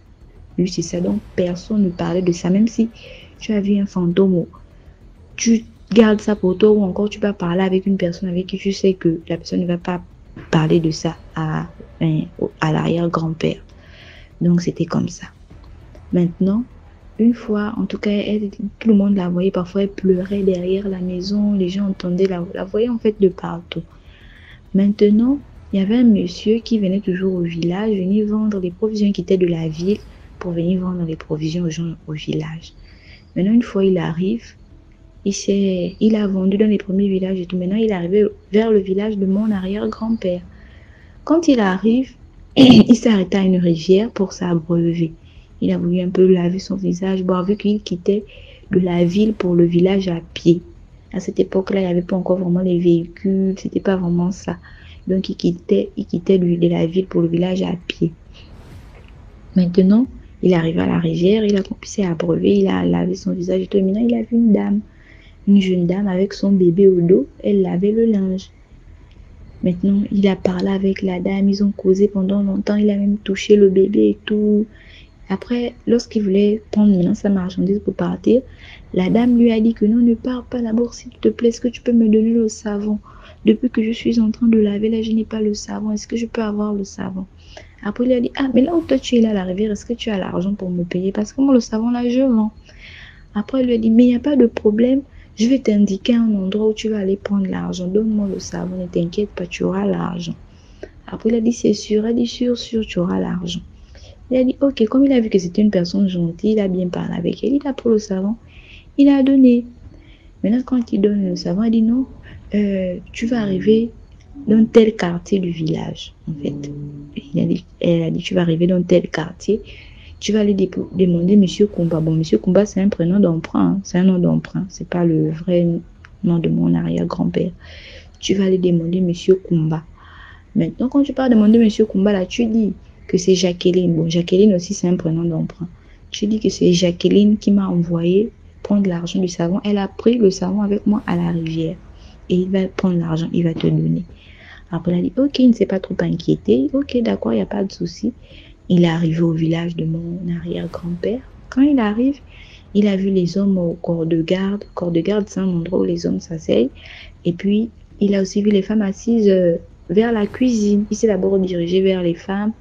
Il a présenté des produits aux femmes. Certaines ont acheté, d'autres n'ont pas acheté parce qu'elles n'avaient peut-être pas les sous. Et après, il s'est dirigé au corps de garde. Maintenant, quand il est allé au corps de garde, les femmes aussi sont allées au corps de garde avec lui parce que certaines voulaient demander à leur mari que non, moi je veux ça, donne-moi l'argent, je vais acheter ça. Donc, il est allé. Après, il a dit non, bonjour. Il a salué les papas, les messieurs qui étaient là et tout. Et mon arrière-grand-père aussi. Après, il a dit, ah, voilà, je veux voir Monsieur Kumba. Après, mon arrière-grand-père a dit, oui, c'est moi, Monsieur Kumba. Après, il dit, ah, voilà, Monsieur Kumba, c'est Mademoiselle Jacqueline qui m'envoie vers vous. Hein? Tout le monde était stupéfait. Jacqueline? Quelle Jacqueline? Oh non, quand je venais là, je me suis arrêtée à la rivière pour m'abreuver. J'ai vu une jeune dame avec un bébé au dos. J'ai même rigolé avec elle et tout. On a beaucoup parlé. Et elle m'a demandé le savon. Je lui ai donné. Elle m'a dit que je venais ici chez Monsieur Kumba et Monsieur Kumba devait me remettre l'argent pour le savon qu'elle a pris. Oh, ils sont restés là, que Seigneur. Tu es sûr? Oh oui, ok. Après, mon arrière-grand-père les a tous regardés pour ne pas donner mauvaise impression, pour ne pas que le monsieur dise que, oh, mais pourquoi ils ne font que dire que tu es sûr? Il les a tous regardés. Les femmes sont quittées, se sont dirigées vite à la cuisine. Les autres sont restés là calmes, plus personne ne parlait. Il a dit, ok, attendez, je vais vous donner votre argent. Il est rentré dans la maison, il a pris l'argent, il a donné au monsieur. Ah, d'accord, merci, voilà. Donc, tu as dit que c'est Jacqueline. Oui, c'est Jacqueline. Elle avait un bébé au dos, elle est comme ça. Quand il donne la description, tout le monde se rend compte que c'est la petite sœur de mon arrière-grand-père. Après, le monsieur est parti. Et quand il est arrivé devant, il aussi expliqué ça. J'ai même vu une dame une jeune dame à la rivière et tout.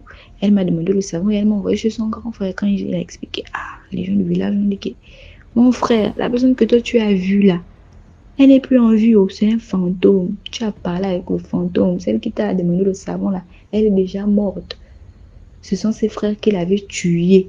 Elle est morte. Et le problème, c'est que je ne comprends pas dans ça, c'est que quand ses frères aussi l'ont tué, même là-haut, ils ne sont pas allés en prison. Rien. L'affaire est restée comme ça, je sais pas. Bien peut-être parce que mon grand-père était tellement sorcier qu'il a fait ces pratiques pour étouffer l'affaire, je ne comprends pas.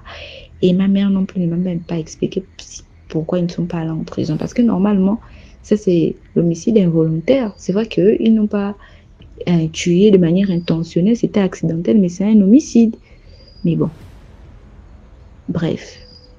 Après ça, le monsieur, les gens lui ont dit que non, c'est un fantôme que toi tu as vu.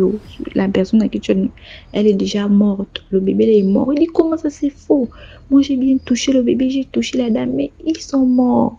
Les deux sont morts. C'est le fantôme que tu as vu là-bas.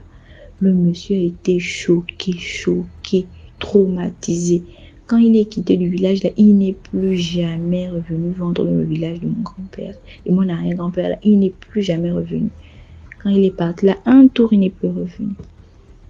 Voilà, c'est pour dire qu'il faut souvent éviter. Quand vous voyez les gens se battre là, déjà parfois tu ne connais même pas la raison pour laquelle ils se battent. Toi là, comme tu veux montrer que tu es trop courageux, tu pars séparer. Parfois même là, même si la personne n'a pas un objet pointu, n'a pas une arme, mais même avec le coup de poing, la personne peut te tuer. Et les gens là qui ont des coups de poing là, ils te mettent ça là, tu es fini, tu meurs. C'est comme ça. Il y a des personnes tellement bizarres. Tu vois les gens, même si c'est dans ta propre maison. Surtout quand c'est deux hommes qui se battent. La bagarre de deux hommes, toi tu es une femme, tu vas les séparer, tu es sûr. Voilà, c'est pour dire aux gens qu'il faut souvent éviter de vous mêler des choses des gens. Évitez de vous mêler des bagarres des gens. Vous voyez les gens en train de vous battre là.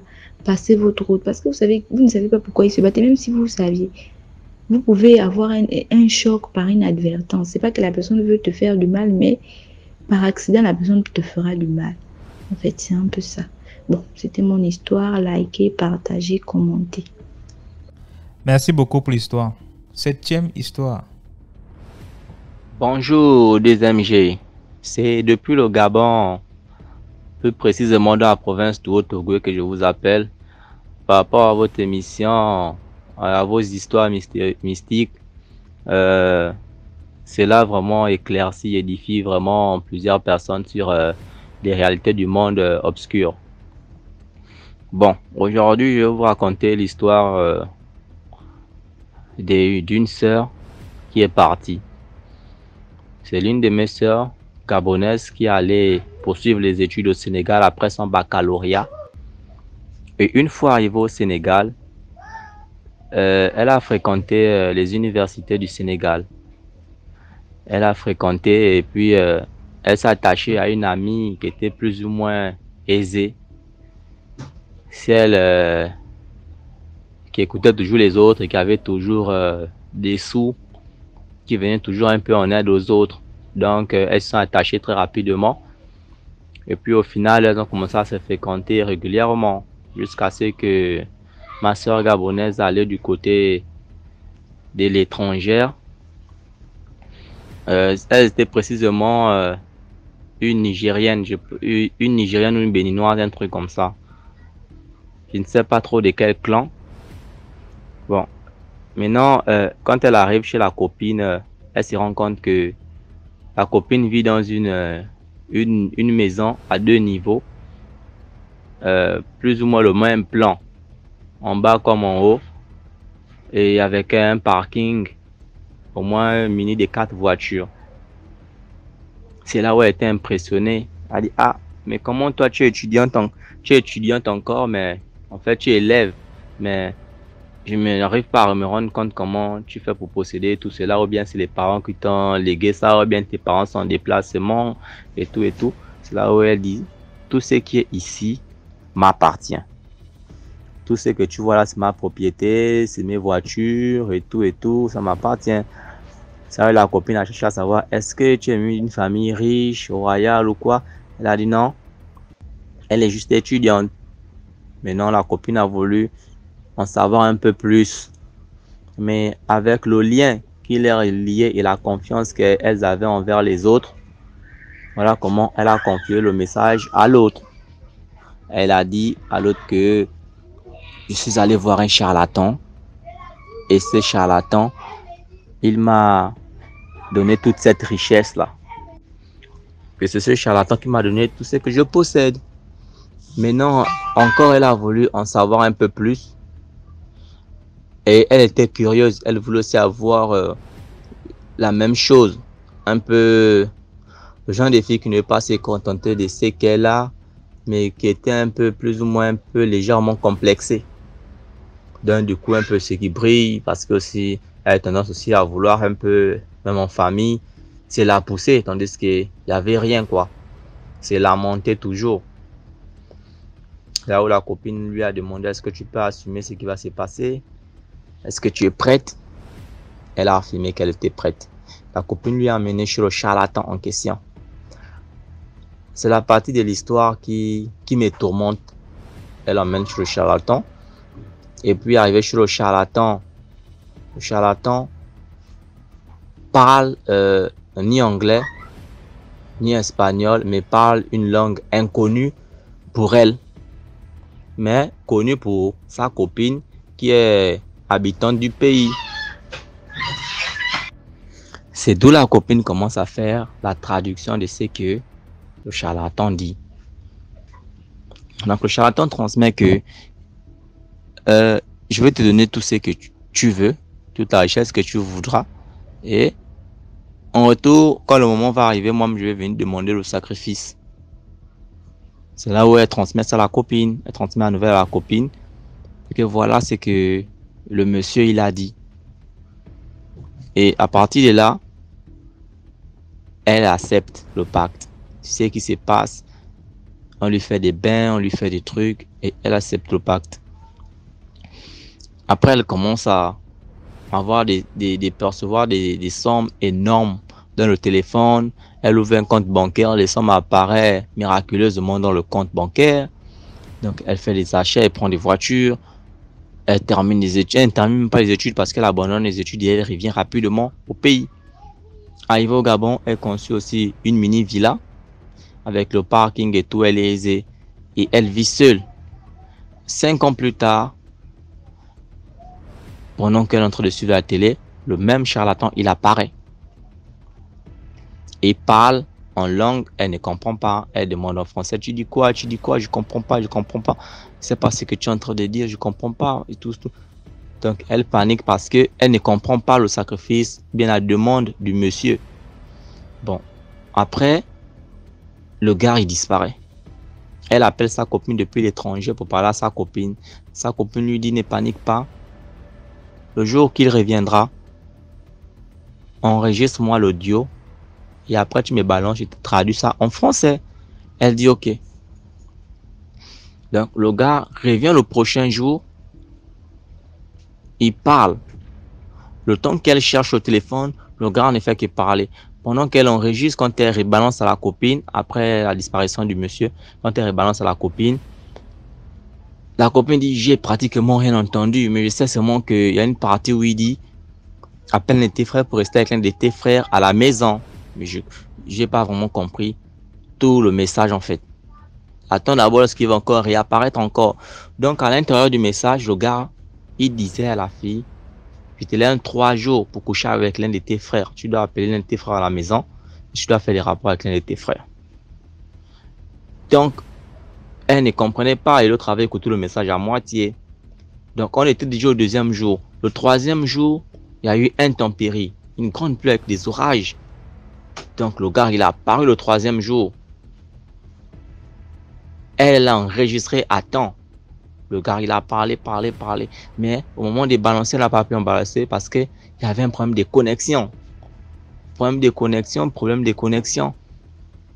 Elle a attendu le 4e jour. Le 4e jour, le gars a réapparu, il a dit non, apparemment, je t'ai laissé 3 jours, tu n'as pas réagi, alors il est temps que je te prends. Le gars s'est rapproché de la sœur et lui a giflé parce qu'elle a perdu l'âme. Et c'est après avoir perdu son âme que le message est apparu chez sa sœur. Et elle a reçu le message, mais c'était trop tard, l'autre avait déjà perdu la vie.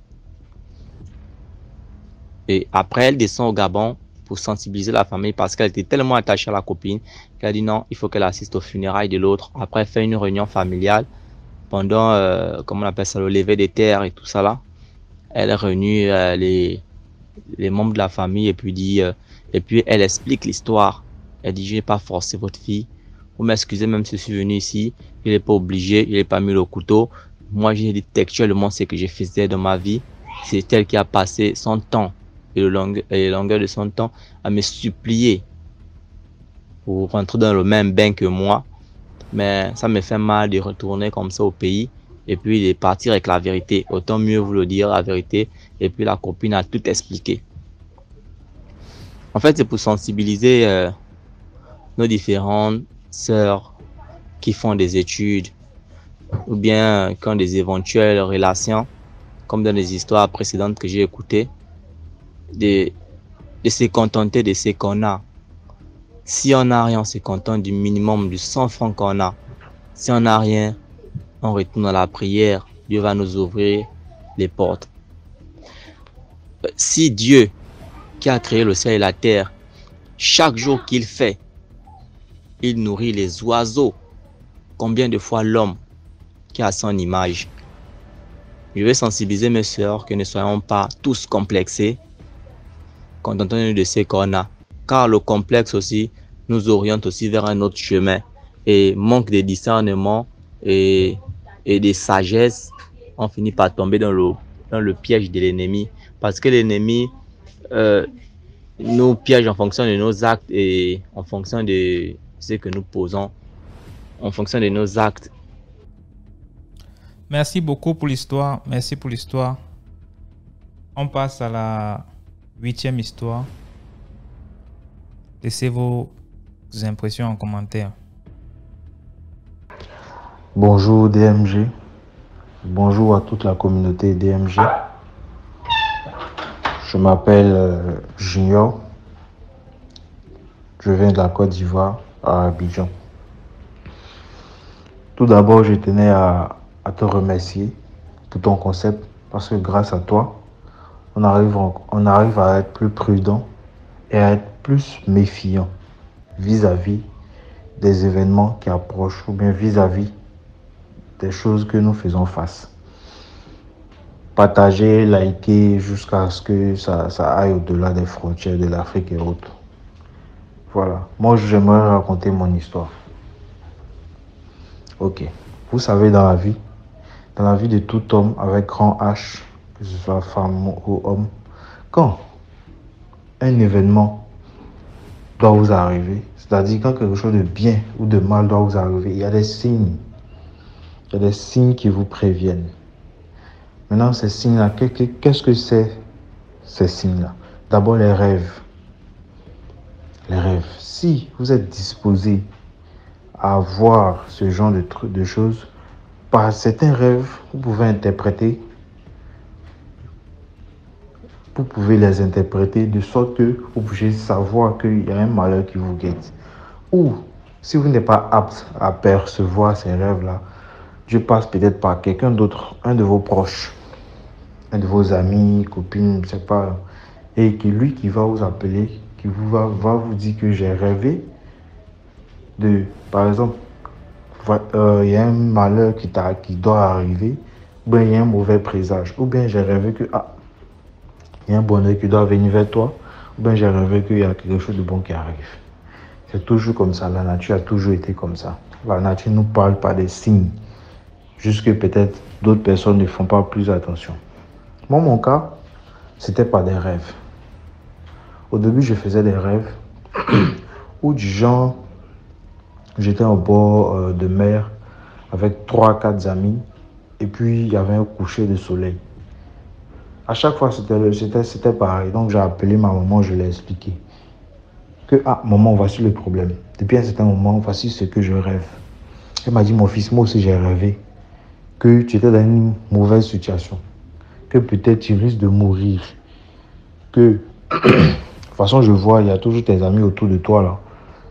Je pense que ça serait un truc d'empoisonnement. Parce que moi, à l'époque, c'était tout le temps la fête, les années campus, tout le temps dehors et tout. Donc ma maman m'a dit, je veux que tu arrêtes de voir tes amis et tout. Je ne veux pas te perdre, mon fils, comme ci, comme ça.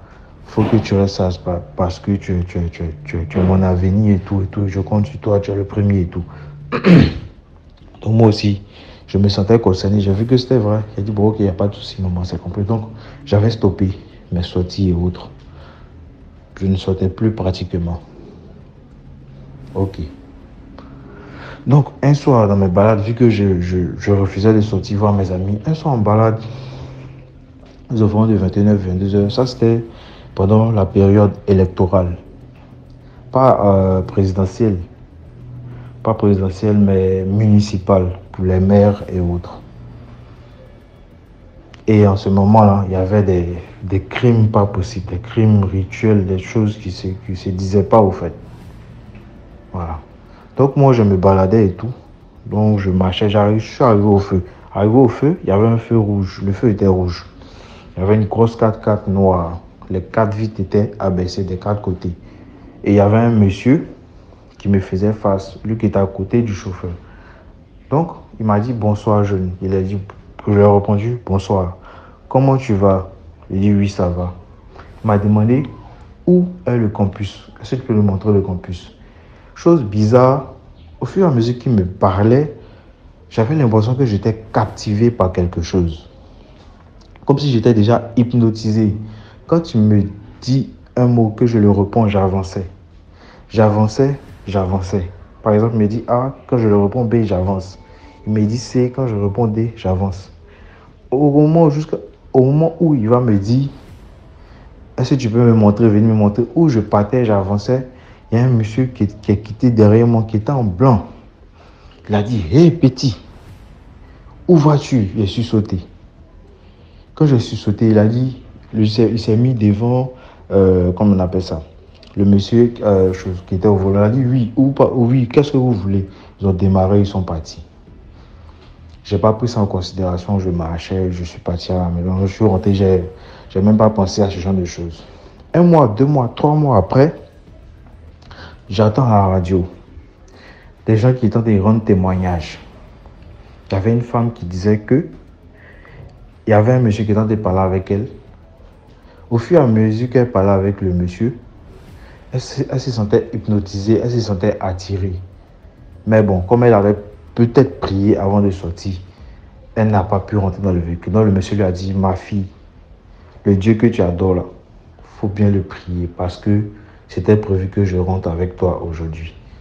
Mais bon, en tout cas, le Dieu que tu pries, tu sais là, il faut continuer à le prier. Sinon, normalement, comment je parle avec quelqu'un comme ça? D'ici, on va terminer la causerie, il est déjà monté dans le véhicule et puis on va faire ce qu'on veut faire de lui. Un autre témoignage encore, il y avait un jeune qui disait qu'il y avait un monsieur qui tentait de l'appeler dans le véhicule. Plus il venait, mais quelque chose le repoussait. Au point même jusqu'à ce qu'il a fui. Il criait le nom de Jésus, Jésus, Jésus, Jésus. C'est là que je me suis rendu compte que j'ai échappé. J'ai échappé belle. On devait me kidnapper, aller me mettre dans une maison et me sacrifier pour je ne sais pas quoi.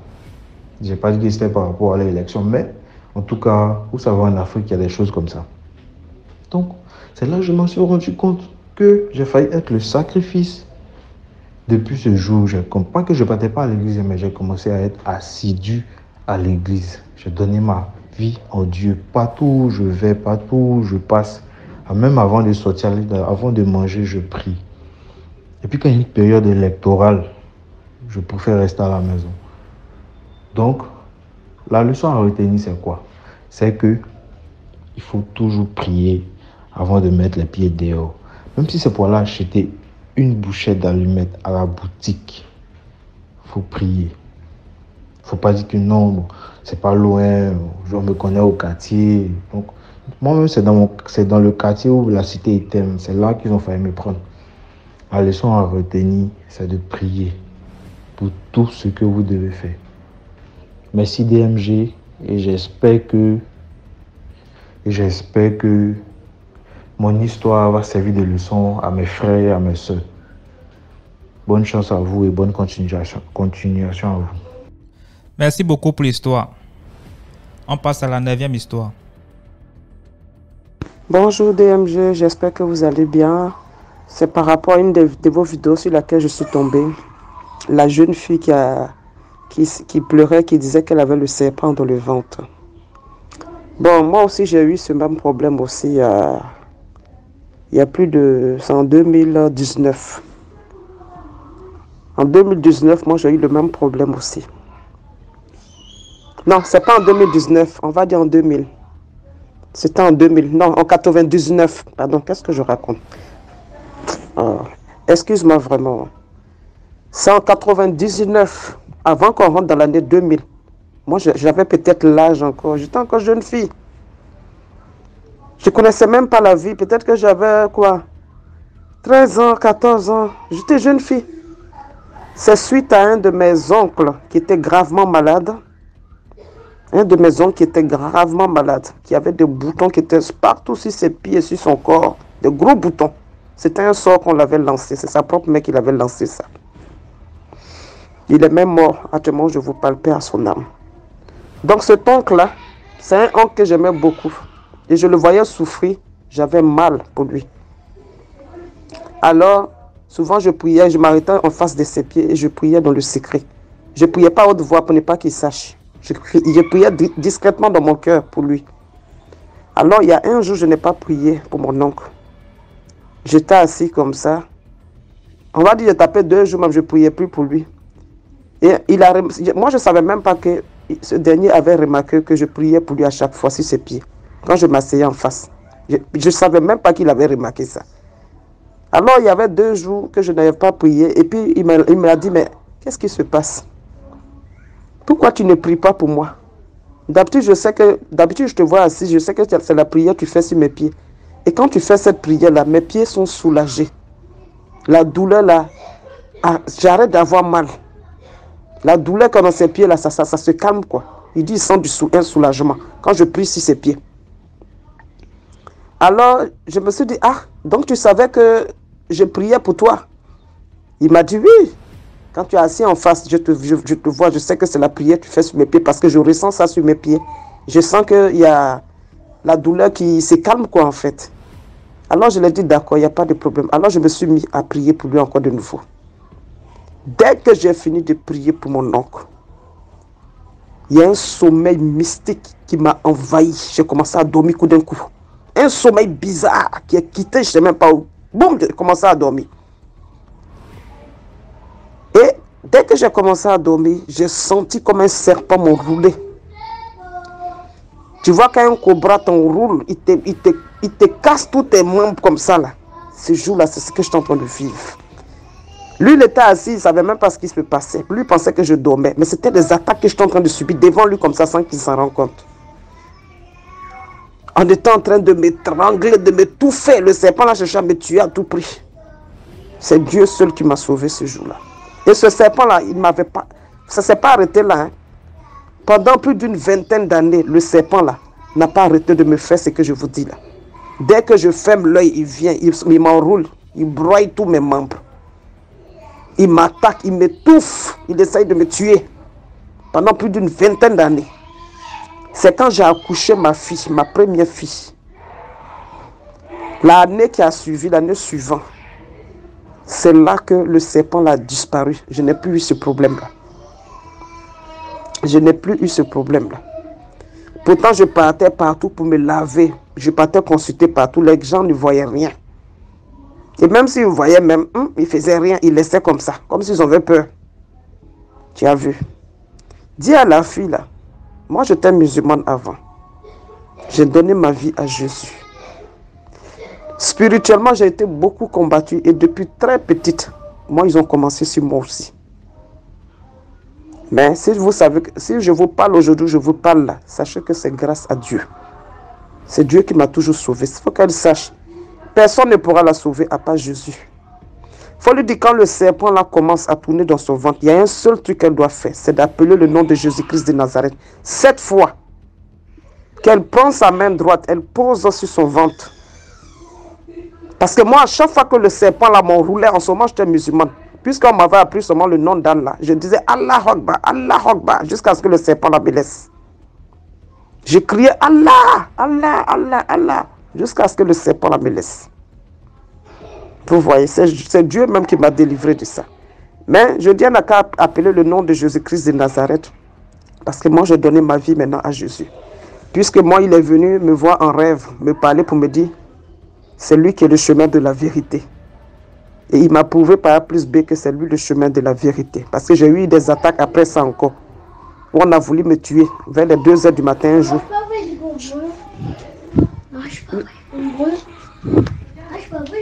Je suis au téléphone, chouchou. Excuse-moi, DMG. Donc, tu sais qu'on a les enfants, hein, c'est pas facile. Désolé. Donc, tu vois, qu'est-ce que je disais encore? Le Seigneur Jésus-Christ de Nazareth lui-même, il est apparu dans mon rêve. Il est venu me dire que c'est lui le chemin de la vérité. Et il me l'a prouvé par A plus B que c'est lui le chemin de la vérité. C'est ainsi que je lui ai donné ma vie. Un jour, je dormais vers les 2 h du matin parce que j'avais prié pour une cousine. Et quand j'ai fini la prière, alors, les gens qui l'attaquent là, de son côté là-bas, sont venus spirituellement dans la nuit m'attaquer, vers les 2 h du matin. Ils sont venus en groupe habillés en tout blanc. Le jour là, le Seigneur a fait que, la voile qui fait que quand les esprits sont dans nos maisons, on ne voit pas là. Le jour là, le Seigneur a enlevé cette voile là sur mon visage. Il a permis que je voie ces personnes qui sont rentrées dans ma maison. Ils étaient à 5. Il y avait un monsieur. Et puis 4 femmes avec de gros culs. Tous habillés en blanc. Déjà quand ils sont rentrés dans ma maison, j'ai senti une présence. Alors j'ai voulu me réveiller. En même temps, j'entends les femmes là dire, paralysez-la. Benjamin, je suis au téléphone. Tu permets que je finisse de parler au téléphone?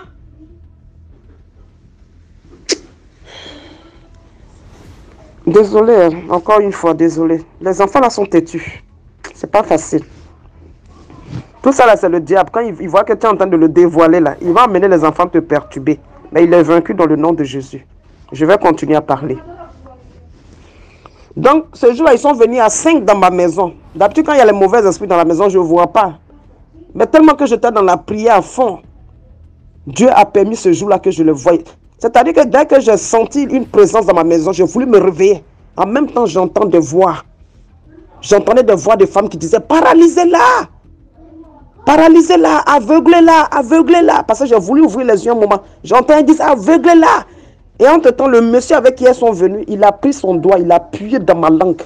Et puis en même temps, il m'étranglait pour ne pas que je puisse crier. Il appuyait fort sa main dans ma langue. Et puis il m'étranglait. J'ai failli partir ce jour-là. J'allais mourir comme ça. Ah Seigneur Jésus, je parle de ça, j'ai la chair de poule. C'est Dieu qui a fait ce jour-là, je les ai vus. Ils ont tout fait pour m'endormir à tout prix, pour ne pas que je me lève. Parce que si tu les vois, ils vont mourir. Donc ils ont lutté. Alors à un moment donné, je me suis laissé aller.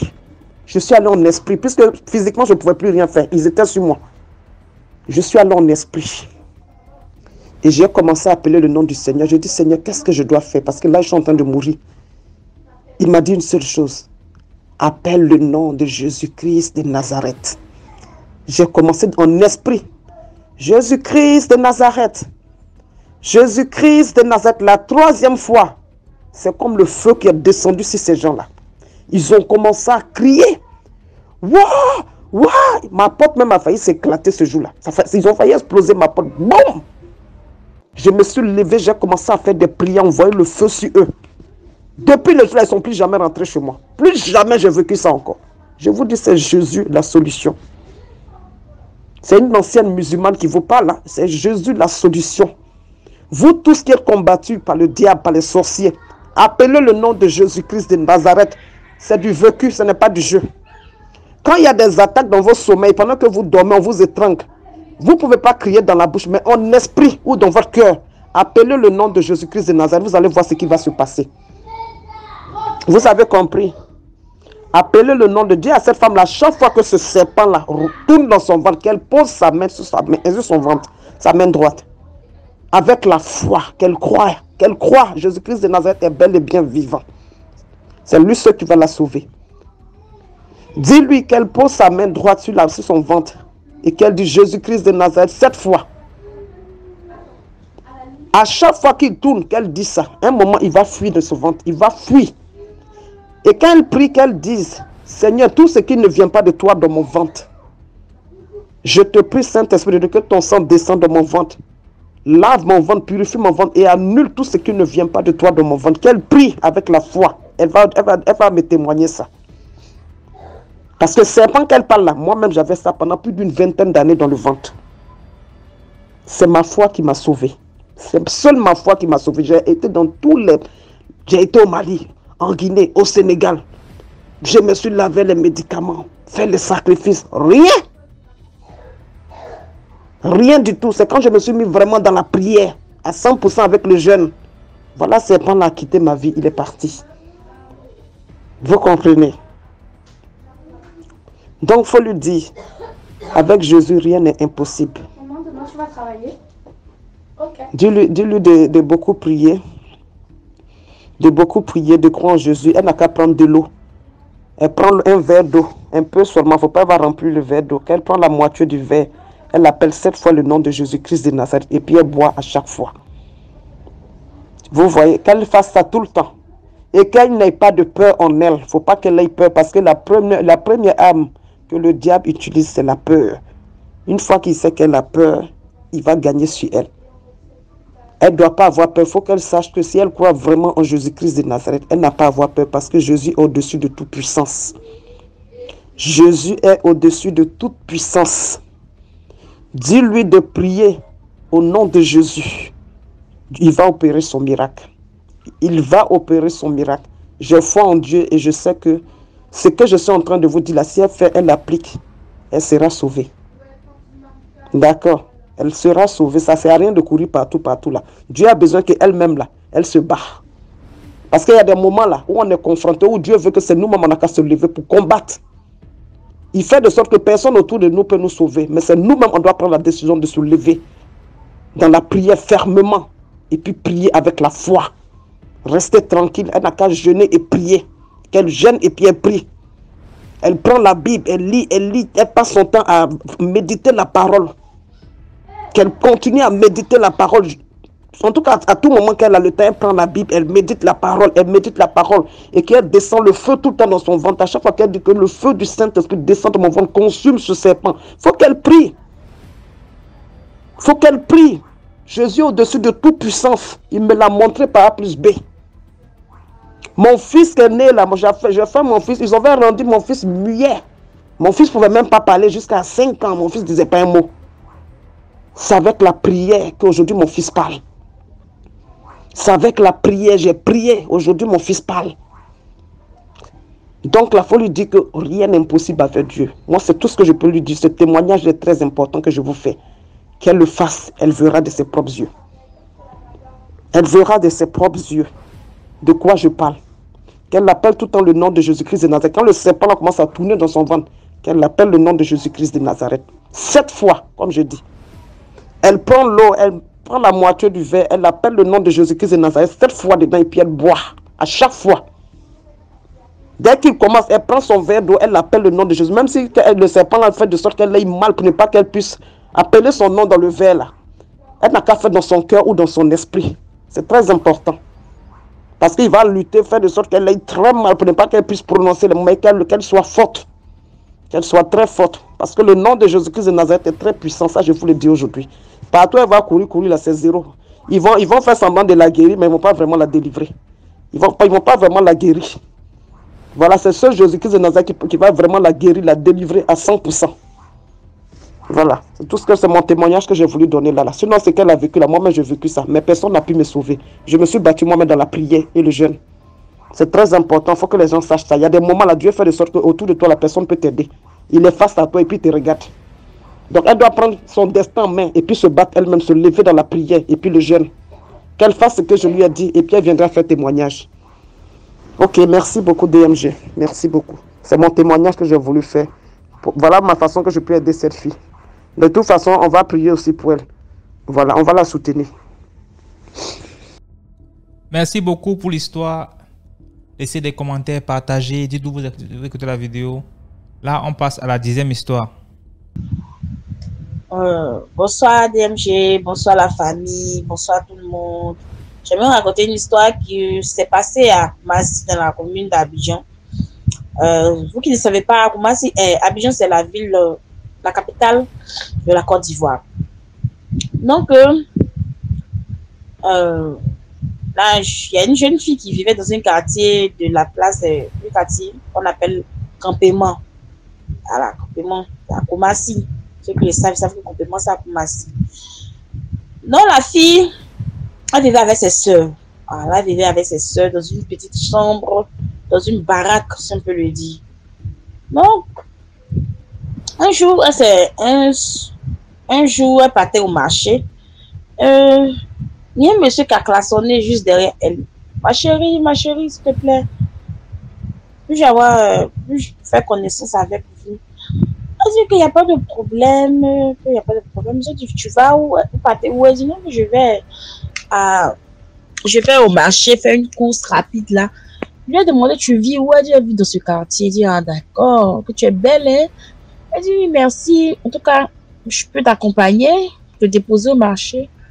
Elle dit, non, que le marché n'est pas loin de là. Le marché est juste... Et non, monte là, on pourra faire connaissance. Donc, pour ça, la fille est montée. Elle est montée. Il l'a accompagnée au marché. Elle a fait le marché. Quand elle a fini de faire le marché, elle est sortie. Il était là, encore dans la voiture, mais j'ai oublié de prendre ton numéro. Puis j'envoie ton contact. S'il te plaît, avoir ton contact pour plus sortir de temps en temps. Elle dit oui, il n'y a pas de problème. Elle a donné son numéro.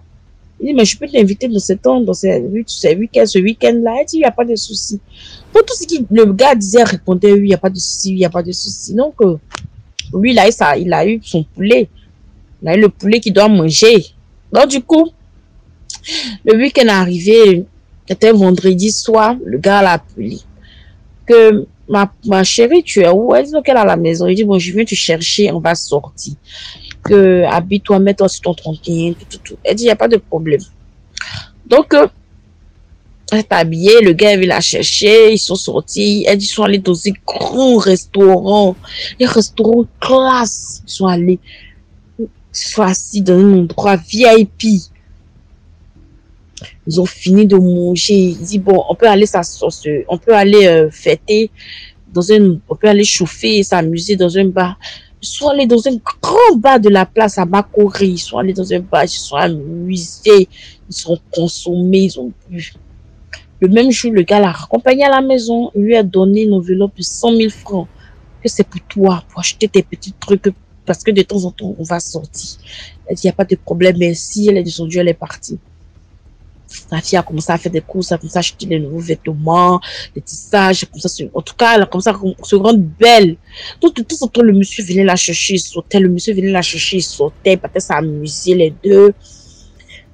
Une fois, comment dirais-je, un dimanche, elle allait à l'église avec ses soeurs, voilà, elles sont allées à l'église. Le pasteur a fait une révélation. Il a dit que parmi vous, il y a une fille qui sera avec un homme qui n'est même un homme qui n'est pas clair, voilà. Mais elle va échapper à ça, à la mort. Elle va échapper à la mort. Donc faites attention, priez beaucoup pour que cela n'arrive pas. Bon, la fille, elle ne pensait pas que c'était elle. Bon, on finit tout. So, elle allait à la maison, voilà. La semaine qui a suivi, le gars l'a appelé. Je viens te chercher, on va sortir un peu, on va aller à la piscine. Elle a accepté. Ah, mais... Parce qu'à chaque rendez-vous qu'elle partait, le gars lui donnait de l'argent. Donc, du coup, c'était devenu une habitude pour elle. Donc, le gars l'a appelé. Il est venu la chercher il est venu la chercher au quartier. Voilà, elle est montée dans la belle voiture du monsieur, la Range Rover. En tout cas, elle est montée, elle est partie. Ils sont allés s'amuser comme d'habitude. Tout. Elle a réservé une chambre d'hôtel. Bon, elle s'attendait à ça. À chaque moment, à chaque rendez-vous, elle s'attendait qu'elle allait sortir avec lui. Donc, comme d'habitude, ça ne se passe pas. Donc, cette fois-ci, c'est passé. Là, je réservé une chambre d'hôtel. Il a dit, ah, tu sais quoi, chérie, je veux qu'on sorte ensemble. Je veux te sentir, je sens ta chaleur. Bon, j'ai réservé une chambre d'hôtel. Si tu veux, on va sortir. Elle dit, ok, pas de souci, il n'y a pas de problème. Donc, ils sont rentrés, le gars a déposé une grosse mallette d'argent sur la table. Elle lui a dit, mais chérie, c'est quoi? Quand on était ensemble, il n'y avait pas de mallette dans ta main. Il dit, non, c'était dans ma main qu'on rentrait. Il dit, non, je n'ai pas remarqué de mallette dans ta main. Quand on rentrait dans la chambre, bon, elle a pas, bon, elle s'est dit que peut-être elle a mal vu. Donc, le gars a déposé la mallette sur la table. Ils sont sortis, ils étaient en train de coucher ensemble. Il dit, dans la chambre d'hôtel, il y a des chambres d'hôtel où il y a des miroirs qui font face à 2 miroirs. Donc, ça veut dire que quand vous sortez ensemble, vous voyez, tout. Elle est tellement là. Le monsieur est suivi, elle est en train de sortir avec elle. Et puis, elle le regarde face. C'est l'homme, c'est lui-même qui est là. Mais quand elle regarde dans le miroir, c'est pas lui. C'est un démon. C'est un démon. Je vous dis que c'est un démon qu'elle avait voyé dans le miroir. Bon, elle s'est dit, comme elle a bu, peut-être ce sont les hallucinations. Ils sont sortis ensemble. Elle regarde. Elle voit que c'est pas clair. C'est un démon même qui est en train de sortir avec elle. Bon. Elle n'a pas paniqué sur le champ, elle n'a pas crié. Tout ce que le gars voulait faire, il a fini de faire. Il s'est couché. Il lui a dit que bon, si tu dors que demain tu ne me vois pas, voilà, la manette est là, c'est ton argent, tu peux prendre, voilà. Prends tout l'argent qui est dans la mallette, c'est pour toi. Bon, si tu te réveilles matin que tu ne me vois pas. Donc le monsieur s'est endormi, elle aussi. Elle s'est endormie. Donc, le lendemain, se réveille, elle ne le voit pas, elle ne voit pas de traces, mais elle a vu la mallette, elle ouvre la mallette, il y a beaucoup d'argent là-dedans, beaucoup d'argent, je vous dis DMJ, beaucoup d'argent était dans la mallette. Bon, elle a regardé, puis elle s'est assise tranquillement, elle dit bon, qu'est-ce qui s'est passé au juste? Elle se posait des questions, mais elle dit peut-être elle a rêvé, parce que hier, elle avait bu, elle avait tellement bu, elle se dit que c'était un rêve, mais je sais pas. Bon. Elle a pris la mallette, elle est rentrée à la maison. Arrivée à la maison, la fille est tombée malade. Gravement malade même. Ils sont là à l'hôpital, rien. Ils ont fait tous les examens, il n'y a rien. Mais de fur et à mesure que les jours avancent, la fille maigrissait. Elle maigrissait. Ils sont allés voir le pasteur. Le pasteur a prié pour elle. Le pasteur a dit, j'avais fait une révélation un dimanche. Qu'il y a une fille qui allait croiser une personne pas simple. Mais qu'elle devait... Elle allait échapper à la mort. Mais je vois que c'est toi. C'est toi cette fille. C'est toi cette fille. Il a commencé à prier sur elle. En tout cas, il a prié sur elle. Il a prié. Tout ce qu'il pouvait faire, il a fait. Là, il a fait des trucs. Il a prié pour elle, voilà. Il priait, ses soeurs aussi priaient pour elle de temps en temps. Priaient pour elle de temps en temps. Donc, tout allait bien. Tout allait bien, tout. Donc, DMG, même l'argent, pardon, excusez-moi, même l'argent, elle n'a pas pu bouffer. Parce qu'elle avait peur, elle s'est dit que non, si elle bouffe là, peut-être elle va retomber dedans. Donc, du coup, l'argent, je ne sais pas comment ça s'est passé, mais la fille n'a pas pu bouffer l'argent. Donc, DMG, c'est que je peux dire à mes soeurs que, bon, tout ce qui brille n'est pas de l'or, hein, tout ce qui brille n'est pas de l'or. Elle a prié beaucoup pour que Dieu vous écarte de tout ce qui est danger, que Dieu nous écarte aussi de tout malheur. C'est la prière, rien que la prière, toujours la prière. Voilà. En tout cas, merci beaucoup. Abonnez-vous, partagez, likez. C'est tout ce que on veut. Merci beaucoup. Voilà, merci beaucoup pour l'histoire. Dites ce que vous voulez en commentaire. Sachez que tous ceux qui racontent les histoires là, ils lisent les commentaires. Donc, si vous avez un message à passer à un intervenant, faites-le en commentaire. Merci beaucoup pour la force que vous donnez, pour les motivations, pour les messages inbox, pour les commentaires, les likes, les partages, les abonnements. Merci beaucoup. Ça donne beaucoup de force. Donc, merci beaucoup à vous tous. On se reprend demain 12 h pour une nouvelle vidéo.